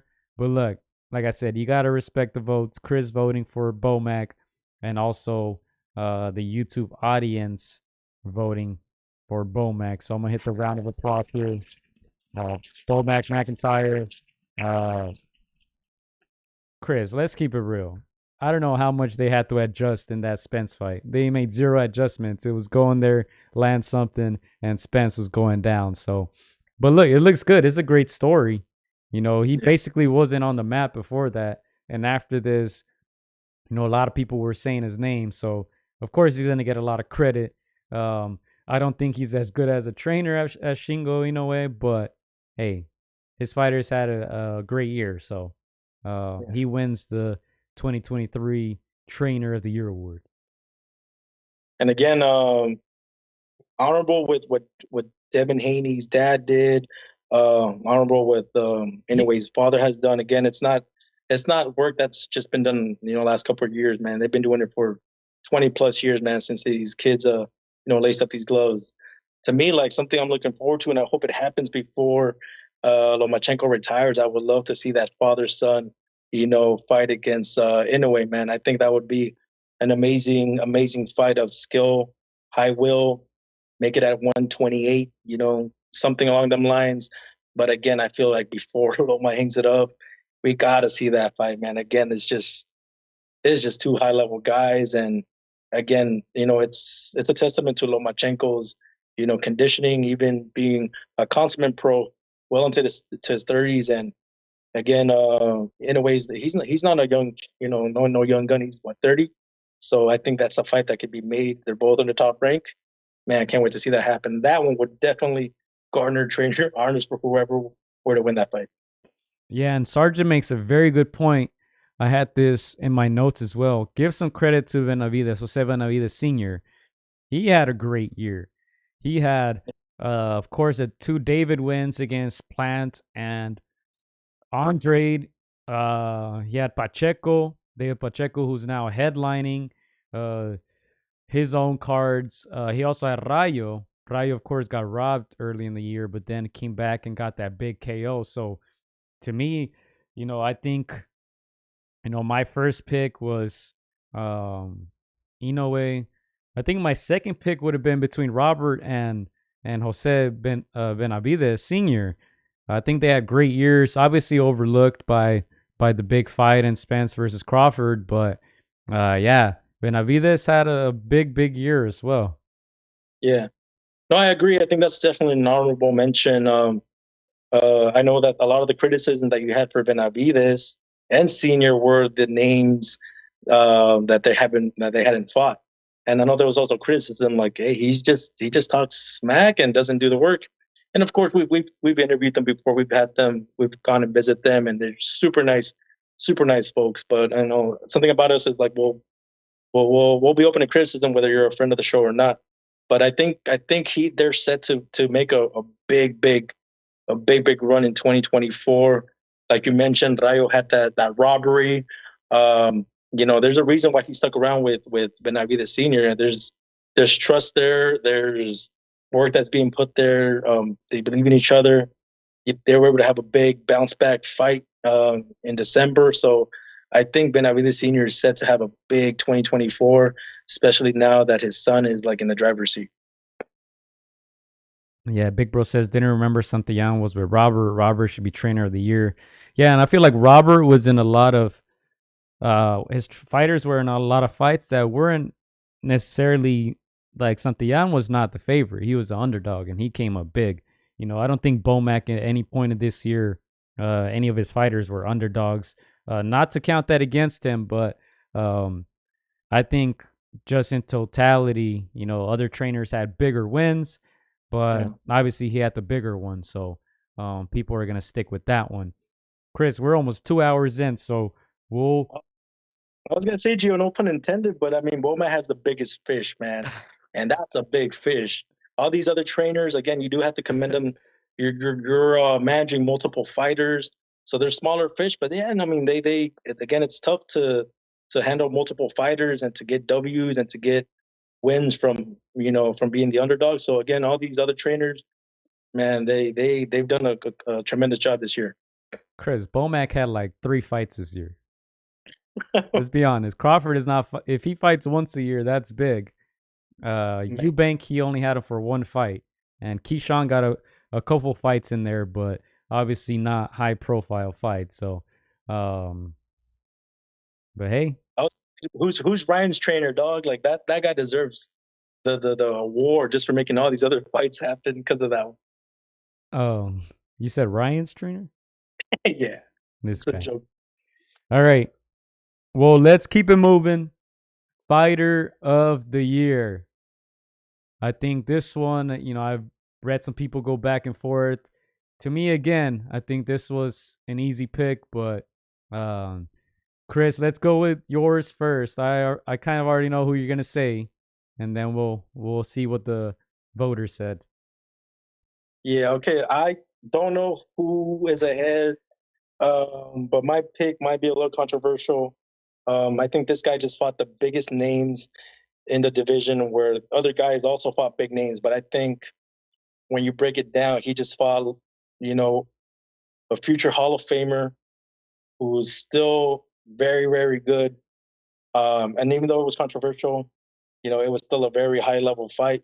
If he wasn't at a high level, he would have been flattened out by this guy. So in my opinion, these two performances, fighting a Hall of Famer and completely dominating and dismantling a bigger guy, in my opinion, Devin Haney is fighter of the year. My pick. Yeah, I'll let the chat do its thing, Chris. I'll let the chat do its thing. I won't even comment on that. But let's go to who before I honestly I don't even know. I think I knew who was ahead the last time I saw it, but I don't think it's a secret. Um Naoya Inoue, once again, fighting fighters in their prime. Once again, didn't even lose a round. Once again, flawless. No controversial decisions. Knockouts. Undisputed. Going up in weight. I mean, I think this was such an easy decision. I'm not sure why. You know, I know why other people are disputing that. Some people said Crawford. Crawford fought once against a guy not in his prime, knocked him out. It did that to two fighters. Really, the first one, I think he got the biggest win this year. I think obviously people in the lower divisions don't get a lot of credit, but I think when you look at ratings or rankings and all that stuff. Obviously, Spence was the higher rated fighter. Some people were saying, "Oh, well, Crawford beat a top 5 pound for pound." Spence has never been top 5 pound for pound. I don't know what list you're looking at, but Spence was never that. Let's just be honest. Um, but I think the Spence that Crawford beat was not the top pound for pound fighter. That was a different version of it. I think Fulton was the highest rated guy, out of all those big fights, those big wins. And, it made it look easy. Fulton was the guy at 122. He defeated Figueroa. He defeated guys like Roman. The Figueroa one to me was controversial. Still got the nod nonetheless. It washed him. Mind you, like I said, I keep saying in his prime because even playing field, both guys in their primes. I think it was an easy pick for me. You're going with Haney, who lost his first fight of the year, so I'm very shocked by that pick against Regis. Flawless performance. But let's see what the people voted for. I'm not 100% sure who the winner is, so let me scroll down here. Fighter of the year. All right. Benavides, 16%. Unanimous decision versus Andrade. No, unanimous decision versus Andrade. Unanimous decision versus Plant. Crawford, 34%. KO versus Spence, only one fight. Haney defeated Loma via UD, and Prograis versus UD, 6%. And Inoue, Fulton, KO, Tapales KO got 43%, Chris. Hey, this was tough. This was tough. Once I saw Crawford 34%, I thought he was going to be the winner here. But just because the votes were so spread out. But stopping Fulton, stopping Tapales, undisputed, second weight class, going up in weight. I mean, to me, it was hands down. No debate. Not sure why others had other picks, but if you just watch this guy fight, I mean, flawless performance. He didn't lose a round against two unified champions. So, yeah, to me, it was a no-brainer. Yeah, again, I know I was gonna bring some controversy. These are like in my opinion, number 1 and 2 I commend Benavidez for also having names on his resume. That's the reason why I gave Haney the fighter of the year, because names like Loma and Prograis, those are like well-established names, well-known names. Just being competitive with Loma, I know people had it some in favor of Loma, some in favor of Haney, but just the fact that you're competitive to that level just shows that you're up there. And again, at very young, 24, 23, 24, still a very young guy doing that. And I commend him for everything he's done in the last 2 years, where he's fighting, just the very top names. When guys like Tank and others are just not doing it. So again, I'm commending Devin Haney for just a banner year. Again, what Inoue has done is extremely impressive. You said it, Gio. In his prime, fighting guys in their prime, not losing a single round, just looking phenomenal. So definitely, I'm not upset to be trumped in this by the fans and by your vote. Inoue really is a monster, and it seems like he can be fighter of the year next year and the year after that. And I see him doing that again. His ceiling is still so very high. Not losing a single round, it's going to be hard to even win a couple rounds against this guy, let alone to beat him. Yeah, 1,000%. And look, very tough year. I think, like you said, David deserves a lot of credit too. He won a decisive UD. He got a stoppage. To me, I would put his name over Haney simply because Haney's first win wasn't decisive. Most people think he lost. So, when it's a tough debate like this one, tough to decide, I think you got to start nitpicking at those little things. And that's why, to me, Haney was eliminated from that conversation. Crawford always, obviously, great performance. He only fought once. That kind of hurts him. And like I said, he fought a guy past his prime. So I think, to me, when you just do the math, it made sense. So I'm going to hit the round of applause here for Inoue, Fighter of the Year 2023. Chris, and that concludes our 2023 AtR Awards. I'll be chopping up this live stream and posting the short clips, editing that thing, making it look nice and all that. But before we get out of here, the controversial top 10 pound for pound, Chris. I think in the past couple of years, I haven't done one. I kept saying that, boxing hadn't given us not enough big fights, no one wanting to fight each other. So I couldn't even compile a top 10. I couldn't even put 10 guys that deserved to be in the top 10.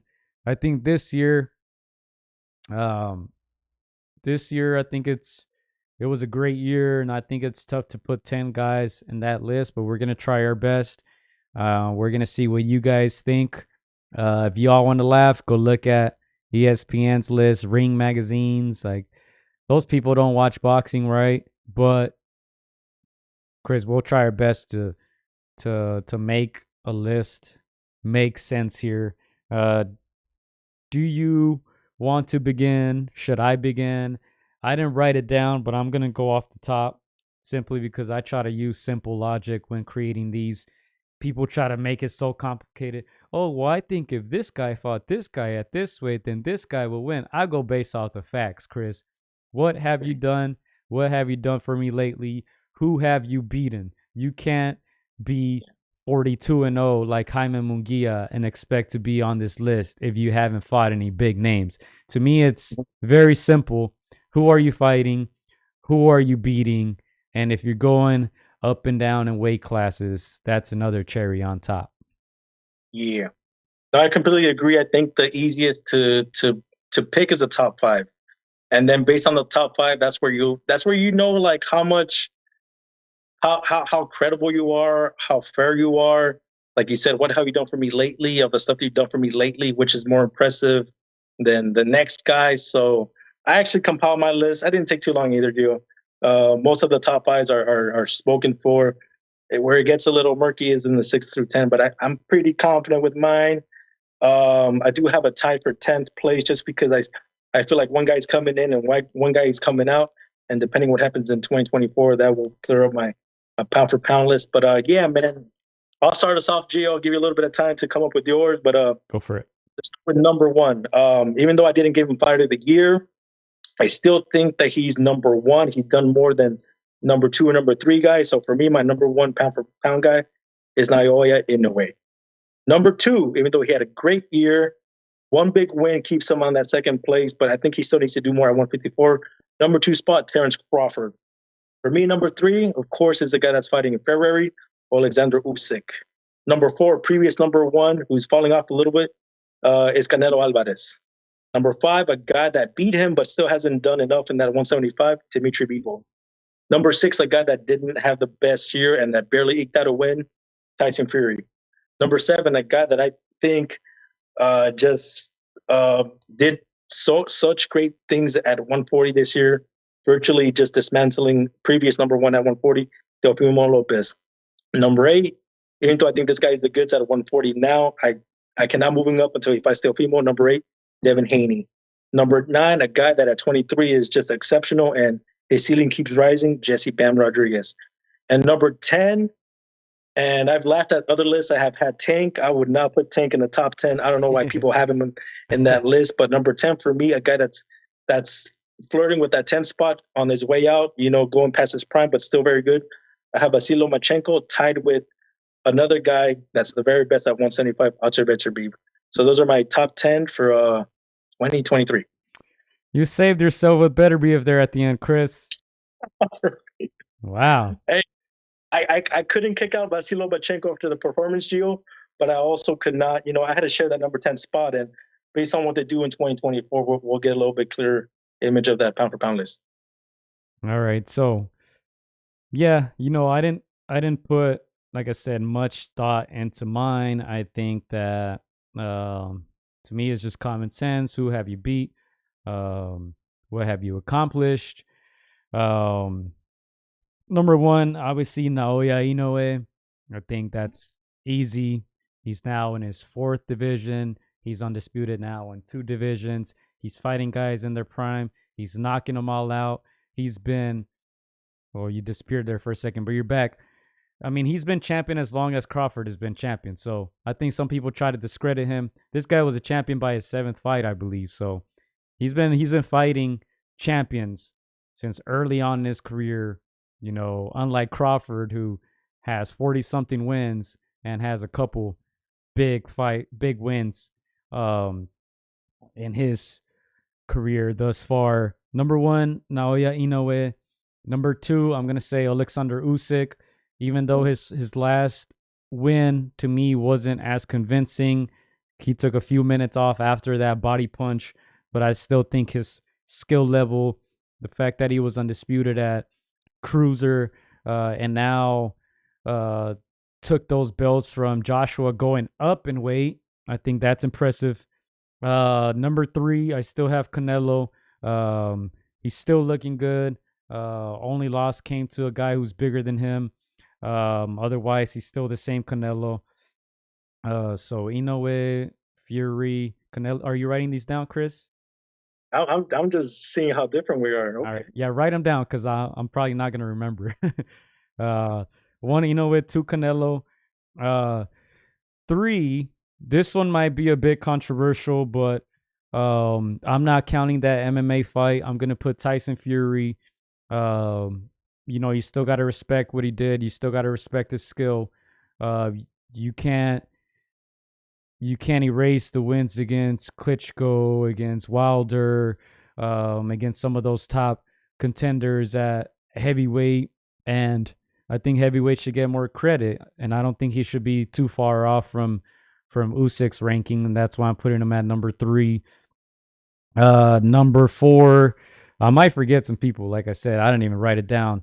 Number four, this might be a little high, but I think Arthur Beterbiev, 19-0, 19 KOs. He stopped everybody. When I talk about resumes, who have you beat? He demolished Volstick and he demolished everybody else in his path. I think he's going to get another big win against Callum Smith, and that's going to make that pick look a little better. Maybe now people are like, what the hell are you talking about? But maybe those people haven't watched Beterbiev fight. like I said, 19 KOs, 19 wins. Number 5, I'm gonna put Dimitri. My bad. No, don't mean to interrupt. So number 1, you got Inoue. Number 2, you got Usyk. Number 3, you got Canelo. Number 4, you got Tyson Fury. Sorry, 5 then. Number 5, you got Venture Beef, right? Yeah, 5. 6, I'm gonna put Dimitri Bivol.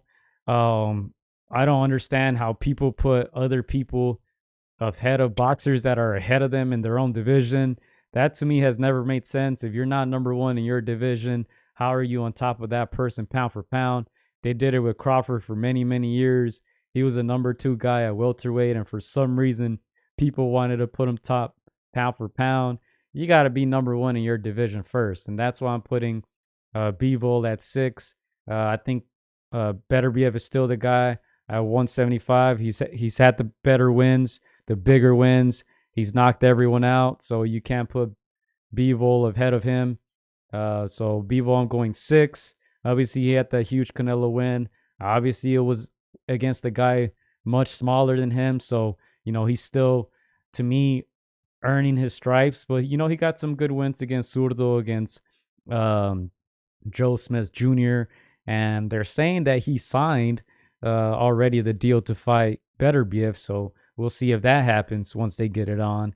But 6 Bivol, this is where it starts getting a little, I think, cloudy for me. I don't think anyone beneath them really matter much. I think you can move them all around. And like I said, I'm probably going to forget someone. But I'm at 7, right? Yeah, 7. Let's see, who are some of the names that you have. You'll probably have to go with Crawford, I would say. Finally, he had his breakthrough moment, Chris. 36 years old. He beat the number 1 guy at welterweight, so you got to give him some credit for that. I think what hurts him is for 4 years, he basically didn't fight anyone at welterweight. He was undisputed at 140. That was, 5 years ago. Didn't do much at welterweight up until this point, but it was a very dominant performance. Even though it wasn't that version of Spence that we wanted to see, it was still a top guy. So you got to give him credit for that. He knocked them out. What more can you ask for? So that's 7, right? Yeah. 3 spots left, Gio. Let me tell you some names, and you can put them. All right. These guys, if I name. I got 2 names. I might need 1. I had Teofimo, Haney, Bam, and I still have Lomachenko. And some people are saying Shakur, even though I don't have him in the top 10, even though he's ultra skilled. But who do you have for 8, 9, and 10? 8, I think he just fell off so bad because he was a bit inactive and he kept saying he was retired. But Teofimo Lopez, he was undisputed at 135 and basically became undisputed at 140, right? Only reason he didn't get all the belts was because Taylor vacated some of them, but he was the champion at 140. So you got to give Teofimo credit for that. He dominated that fight against Josh Taylor, even though he didn't look good against Sandor Martin. You still got to give him credit for that. And I think he would be higher if he defeats one of the other champions at 140. You got Sobrino Matias, you got Haney now. Him fighting Ortiz on Puerto Rican weekend, that's not enough, Chris. I think he has to defeat someone else, and I think that win against Loma was controversial too. So that for that reason, he slips a little bit. But I would put him that's 8, right? Yeah, 8. 8. More. I think Jesse Ban Rodriguez. I think he's climbing up there. I think he had, aside from Inoue, I think he had the better year. He went up in weight last year, beat those guys. He went back down in weight to defeat the best champion at 115. So, you got to give him a lot of credit. I think he's number 9. And 10, I'm going to put Haney because on paper, those names look really good. Obviously, I think he lost to Lomachenko, but I think he redeemed himself against Prograis. That's like he's on the borderline, though. I think if anyone else begins to get big performances, I think he'll slip, especially if he doesn't fight a champion next. Because, like I said, I think he lost to Lomachenko, and before that, he didn't really have impressive wins. But you got to give him credit for going up in weight and beating Regis so easily. You know what? I respect your list a lot. There's something like, for the most part, we got similar names. Yeah. Some differences. Some things I agree with you. I think that putting Archer Beterbiev in front of Bebo, that makes a lot of sense. I know mine's the other way around, but that makes a lot of sense. The only reason I put Bebo ahead is because he did beat a pound for pounder. But I agree. If you're number one at 175, even if that guy beats a pound for pounder, that guy doesn't take your spot in either side. So that makes a lot of sense. You do have Crawford super low compared to my list, but hey, it's all subjective. And I'm very surprised that you don't have Vasily Lomachenko in the top 10. That's what a lot of people like right now. They have Vasily like in the 11th spot, in the 10th spot. So that just shows that you're not just picking favorites. You want to see what Vasily does for you lately.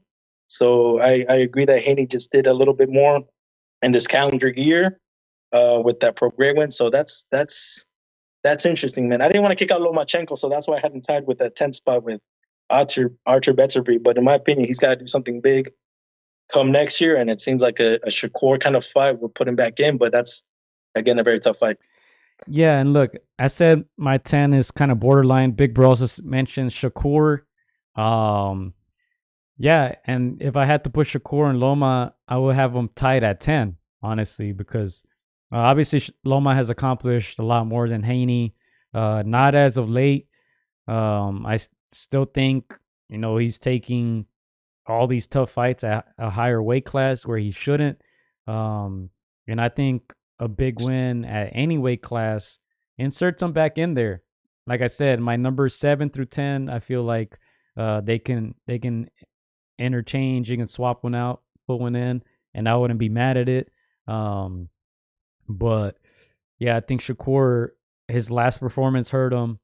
But he does have, on paper, he does have some decent wins. I mean, Valdez, the De Los Santos win is not a bad one, even though he didn't look great. So yeah, I think 10, 11, 12, I think a lot of those guys deserve to be up there. But yeah, I think I'm giving a lot of credit to the heavyweights and a lot of credit to the smaller guys too. Yeah. And of course, like we just mentioned, Gio, like Lomachenko is a guy that used to be on a lot of people's number one pound for pound list. And, obviously Father Time comes and eventually nobody beats Father Time. With where Inoue is at number one for you, me, and for a lot of people around the world, and Vasily, even though he was, pretty much unmatched at 126 in those lower weight classes, do you think for them to make the fight, it has to happen now before Inoue becomes too much of a monster for him? Against who? Against Lomachenko. I'm gonna say what Big Bro said earlier. Stop with the fantasy fights. No. Do you think there's too much of a size difference? No, I think Lomachenko is about 1 or 2 inches taller than him. I just don't see the point of that fight. I don't see it unless you offer Loma a big bag. I mean, you're fighting a guy in his prime who looks flawless. I mean, if it's not for a belt, if it's, like I said, only a big bag would make sense. But I don't think that fight, I don't think against any of the bigger guys makes sense. They start throwing Tank's name. I mean, I just feel like those people don't watch boxing or don't understand weight classes. I don't know. They started talking about Bam versus Inoue. It's like, yeah, these people never stepped on a scale before or what? Yeah. Like, I think one division up or one division down makes sense. Anything after that, it's not an even playing field. Do you feel like it would be? I don't know.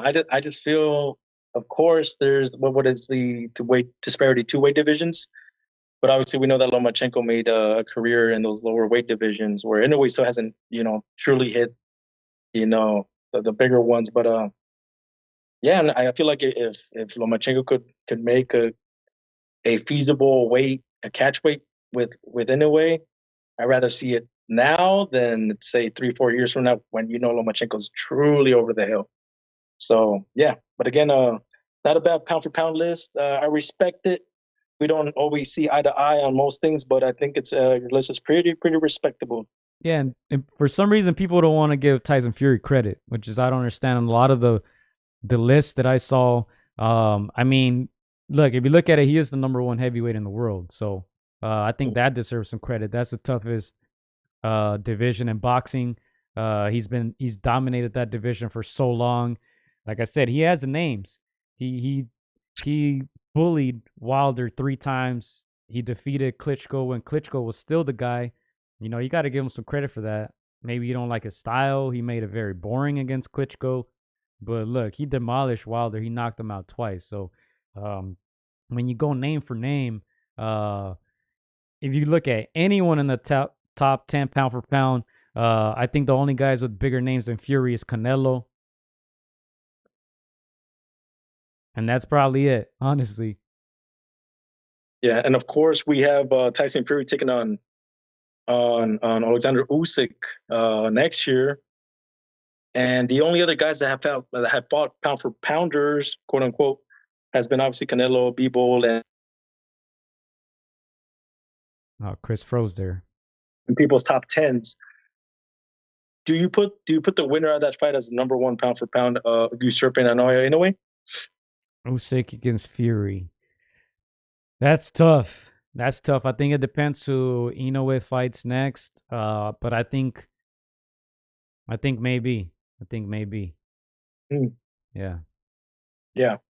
I agree. A little bit more direct. I think the winner does, and especially depending on how you win. If you win very convincingly, you deserve that number one spot. But against this pins the number one, number two pound for number one, number two heavyweights and 2 top 5 guys for sure.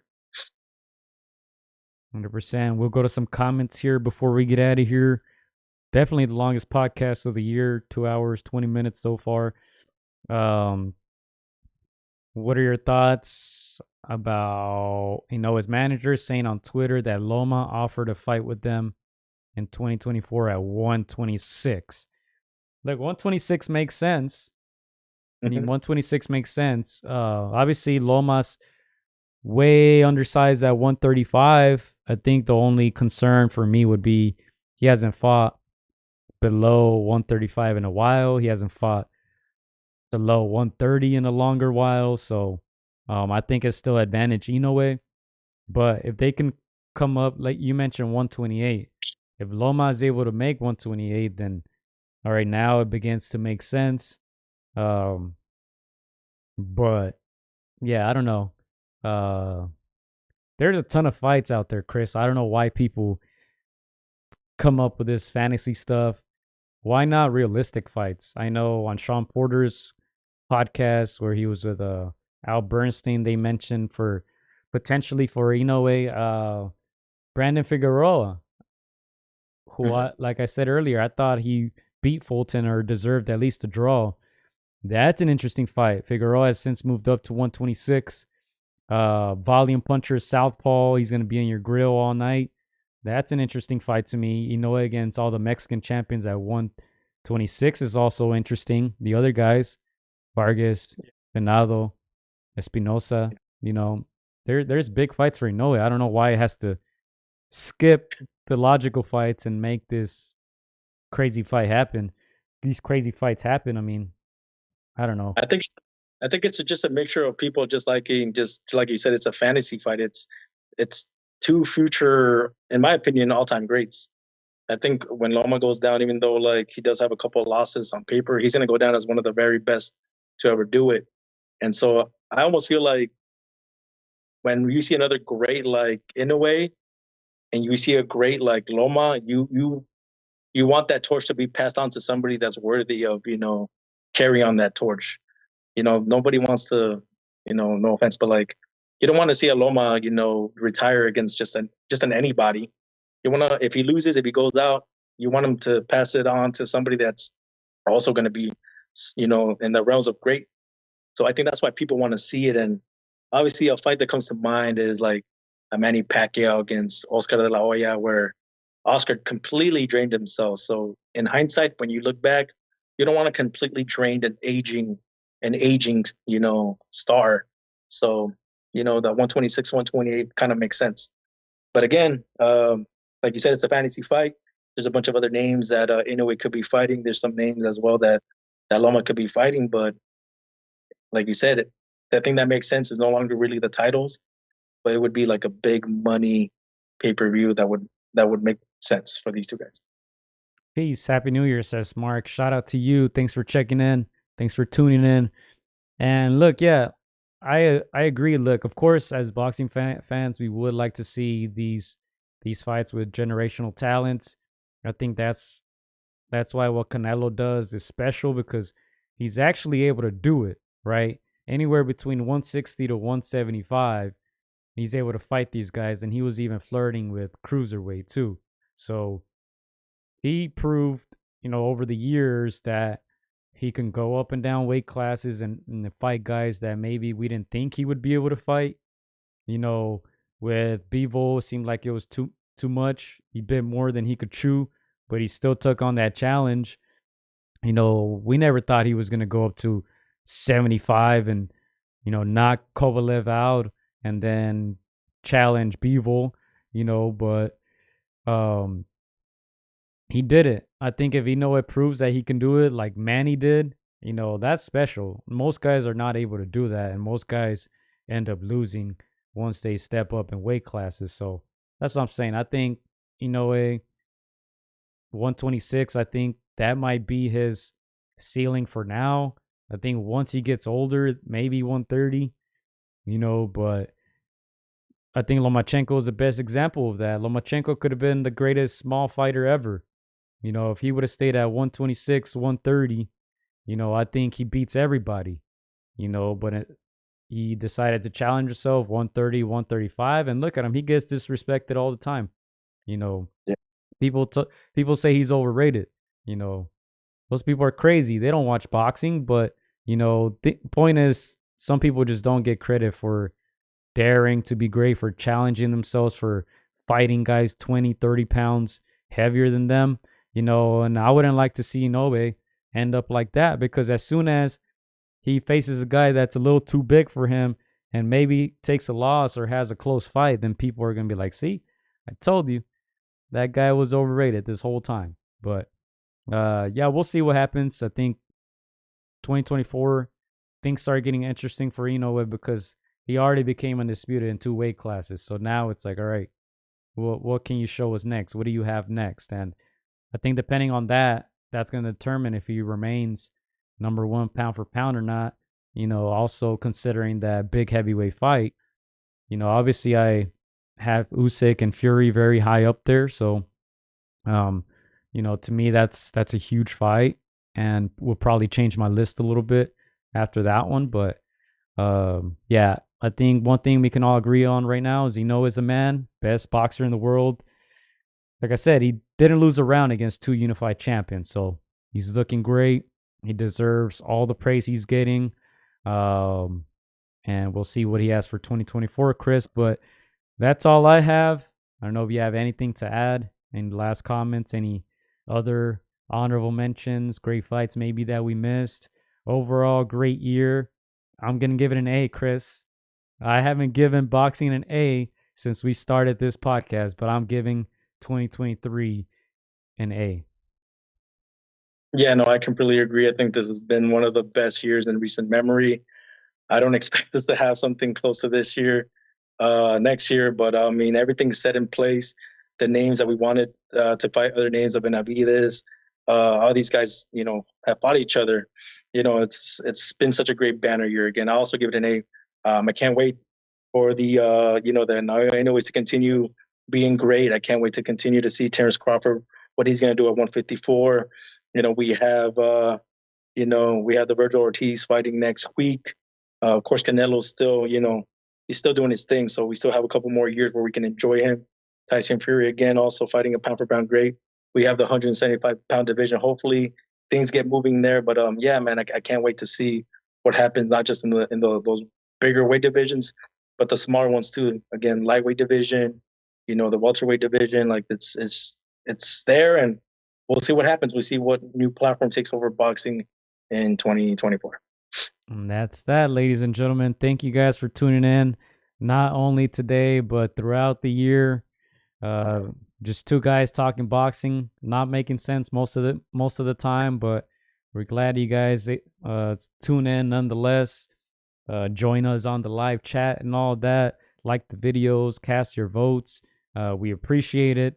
Of course, the goal for next year, continue to grow the channel. We're trying to hit 10K subscribers, so help us hit 6K first. If you're not subscribed to the channel yet, we're almost at 6K. So, all we ask, you hit subscribe. You can mute the channel if you want, as long as we get that subscriber. Hey, if you watch and if you want to enjoy the content, even better. We truly appreciate it. But yeah, we'll make sure to continue to bring more content, more interviews, more podcasts. In 2024, we'll start being more active, hitting up these gyms. We were fortunate enough to record a podcast at the RGBA with Nano Rodriguez. We got to double back and do more interviews with all those fighters. Really, I think we have interviews with pretty much all of them, but it'd be cool to have a sit down, a full on podcast for you guys. We got to hit up all these other gyms. Look, Chris, let's not forget too, before we get out of here, January 13th, Better BF against Callum Smith there on your screens. Jaime Munguia is fighting on the 27th against John Ryder. Virgil Ortiz is fighting this first weekend of January. So we still got a lot of action to come, man. An exciting 2024. And yeah, looking forward to it. Once again, thank you guys. And we'll continue to bring you guys more boxing content in 2024. Unbiased boxing content, Chris. No, and I've always said it. We're still people. We're fans of the sport. Everybody has their favorites, but we try to keep it as as unbiased as we can. We'll call out our own fan favorites and stuff, and we try to keep it as real as possible. But again, thank you guys for the support. Thank you guys for tuning in. If this is the first time you guys are listening to us, check out some of the latest interviews that we've had. We're gonna try to get more, like Gio said, and we're gonna try to hit these gyms come 2024. Before we get out of here, fighters you must watch in 2024, Chris. I got a couple off the top. I'll buy you some times. Must watch TV. I think Raymond Murataya is going to have a breakout year. Right Hook Roxy made her pro debut 2023, 2024. Be on the lookout. She got on that big Golden Boy card here at the Forum. So be on the lookout for that. Women's boxing. Yocasta Valle, obviously, inserting her name, solidifying her name there in women's boxing as one of the top pound-for-pound fighters in the world. Chris, any other names you got? Must watch. Don't sleep on them. 2024. I would say Espinoza, man. Just that upset that just shows you like a champion can be out there working right now, and we don't even know his name.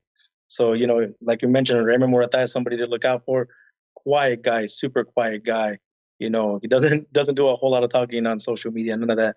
But he does it all in the ring. So that's somebody to look out for. I actually had a bold prediction, Gio. I said that he's going to be one of these top lightweights very easily next year. So, we might want to rewind this tape. Yeah, that's somebody to look out for. Ashton Silva, again, he's 19, 20, climbing up the rank. Ultra talented kid.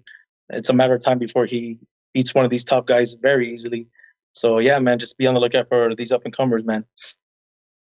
There you have it. Chris, will we see this man again, Triple G, in 2024? Is he retired? Will we see him get one last one? I think we see him one last time, but I think obviously his best days are behind him, and a future Hall of Famer, one of the top middleweights, in my opinion, one of the all-time great middleweights.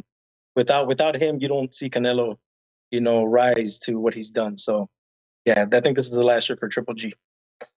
Will this man fight in 2024, Chris? Terrence Crawford. He doesn't like to fight very often. He has to fight, man. Again, he has to. He did say that he should be the fighter of the year just based on with the one guy that he fought, but that's not enough. Again, you have to be multiple guys, and if you're bored at 147, make the jump to 154 and show us that you could be in an Errol Spence at 154. Talking about 154, Tim's You, must watch TV. Don't miss it. I'm convinced. 2023, he convinced me. He got a big win. Also, honorable mention, he got a big win over Tony Harrison. He got a big win over Ocampo too, and he got a big Ocampo. I don't know if that was this year, but I think it was. He also beat Brian Mendoza, so don't sleep on him. I think he this was his breakout year, just like to me Benavides, who got 2 big wins, but they got to show it. They got to prove it first. Like I said, besides those names, also Ashton Silva, I like that one. He's fighting in February. Jesse Bam Rodriguez, this guy's a top talent. He might be at top 5 pound for pound by the end of the year, Chris, on our list. So be on the lookout. Obviously, Diego Pacheco, South Central LA talent, now headlining. Man, there's a lot of good talent coming up. And my last one, he's a champion already, but Subriel Matias, man, dangerous fighter. I was gonna say that again, a guy that's very dangerous, lots of power. Reminds me a little bit of Felix Tito Trinidad. Just a lot of power in those 2 hands. A trouble for anybody at 140, just because he's high risk, low reward.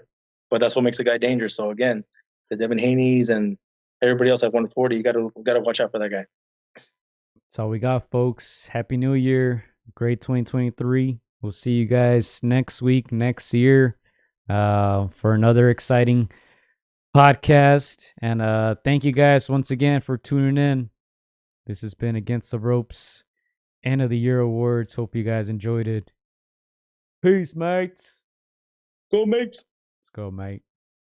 Let's go. God in him. Damn.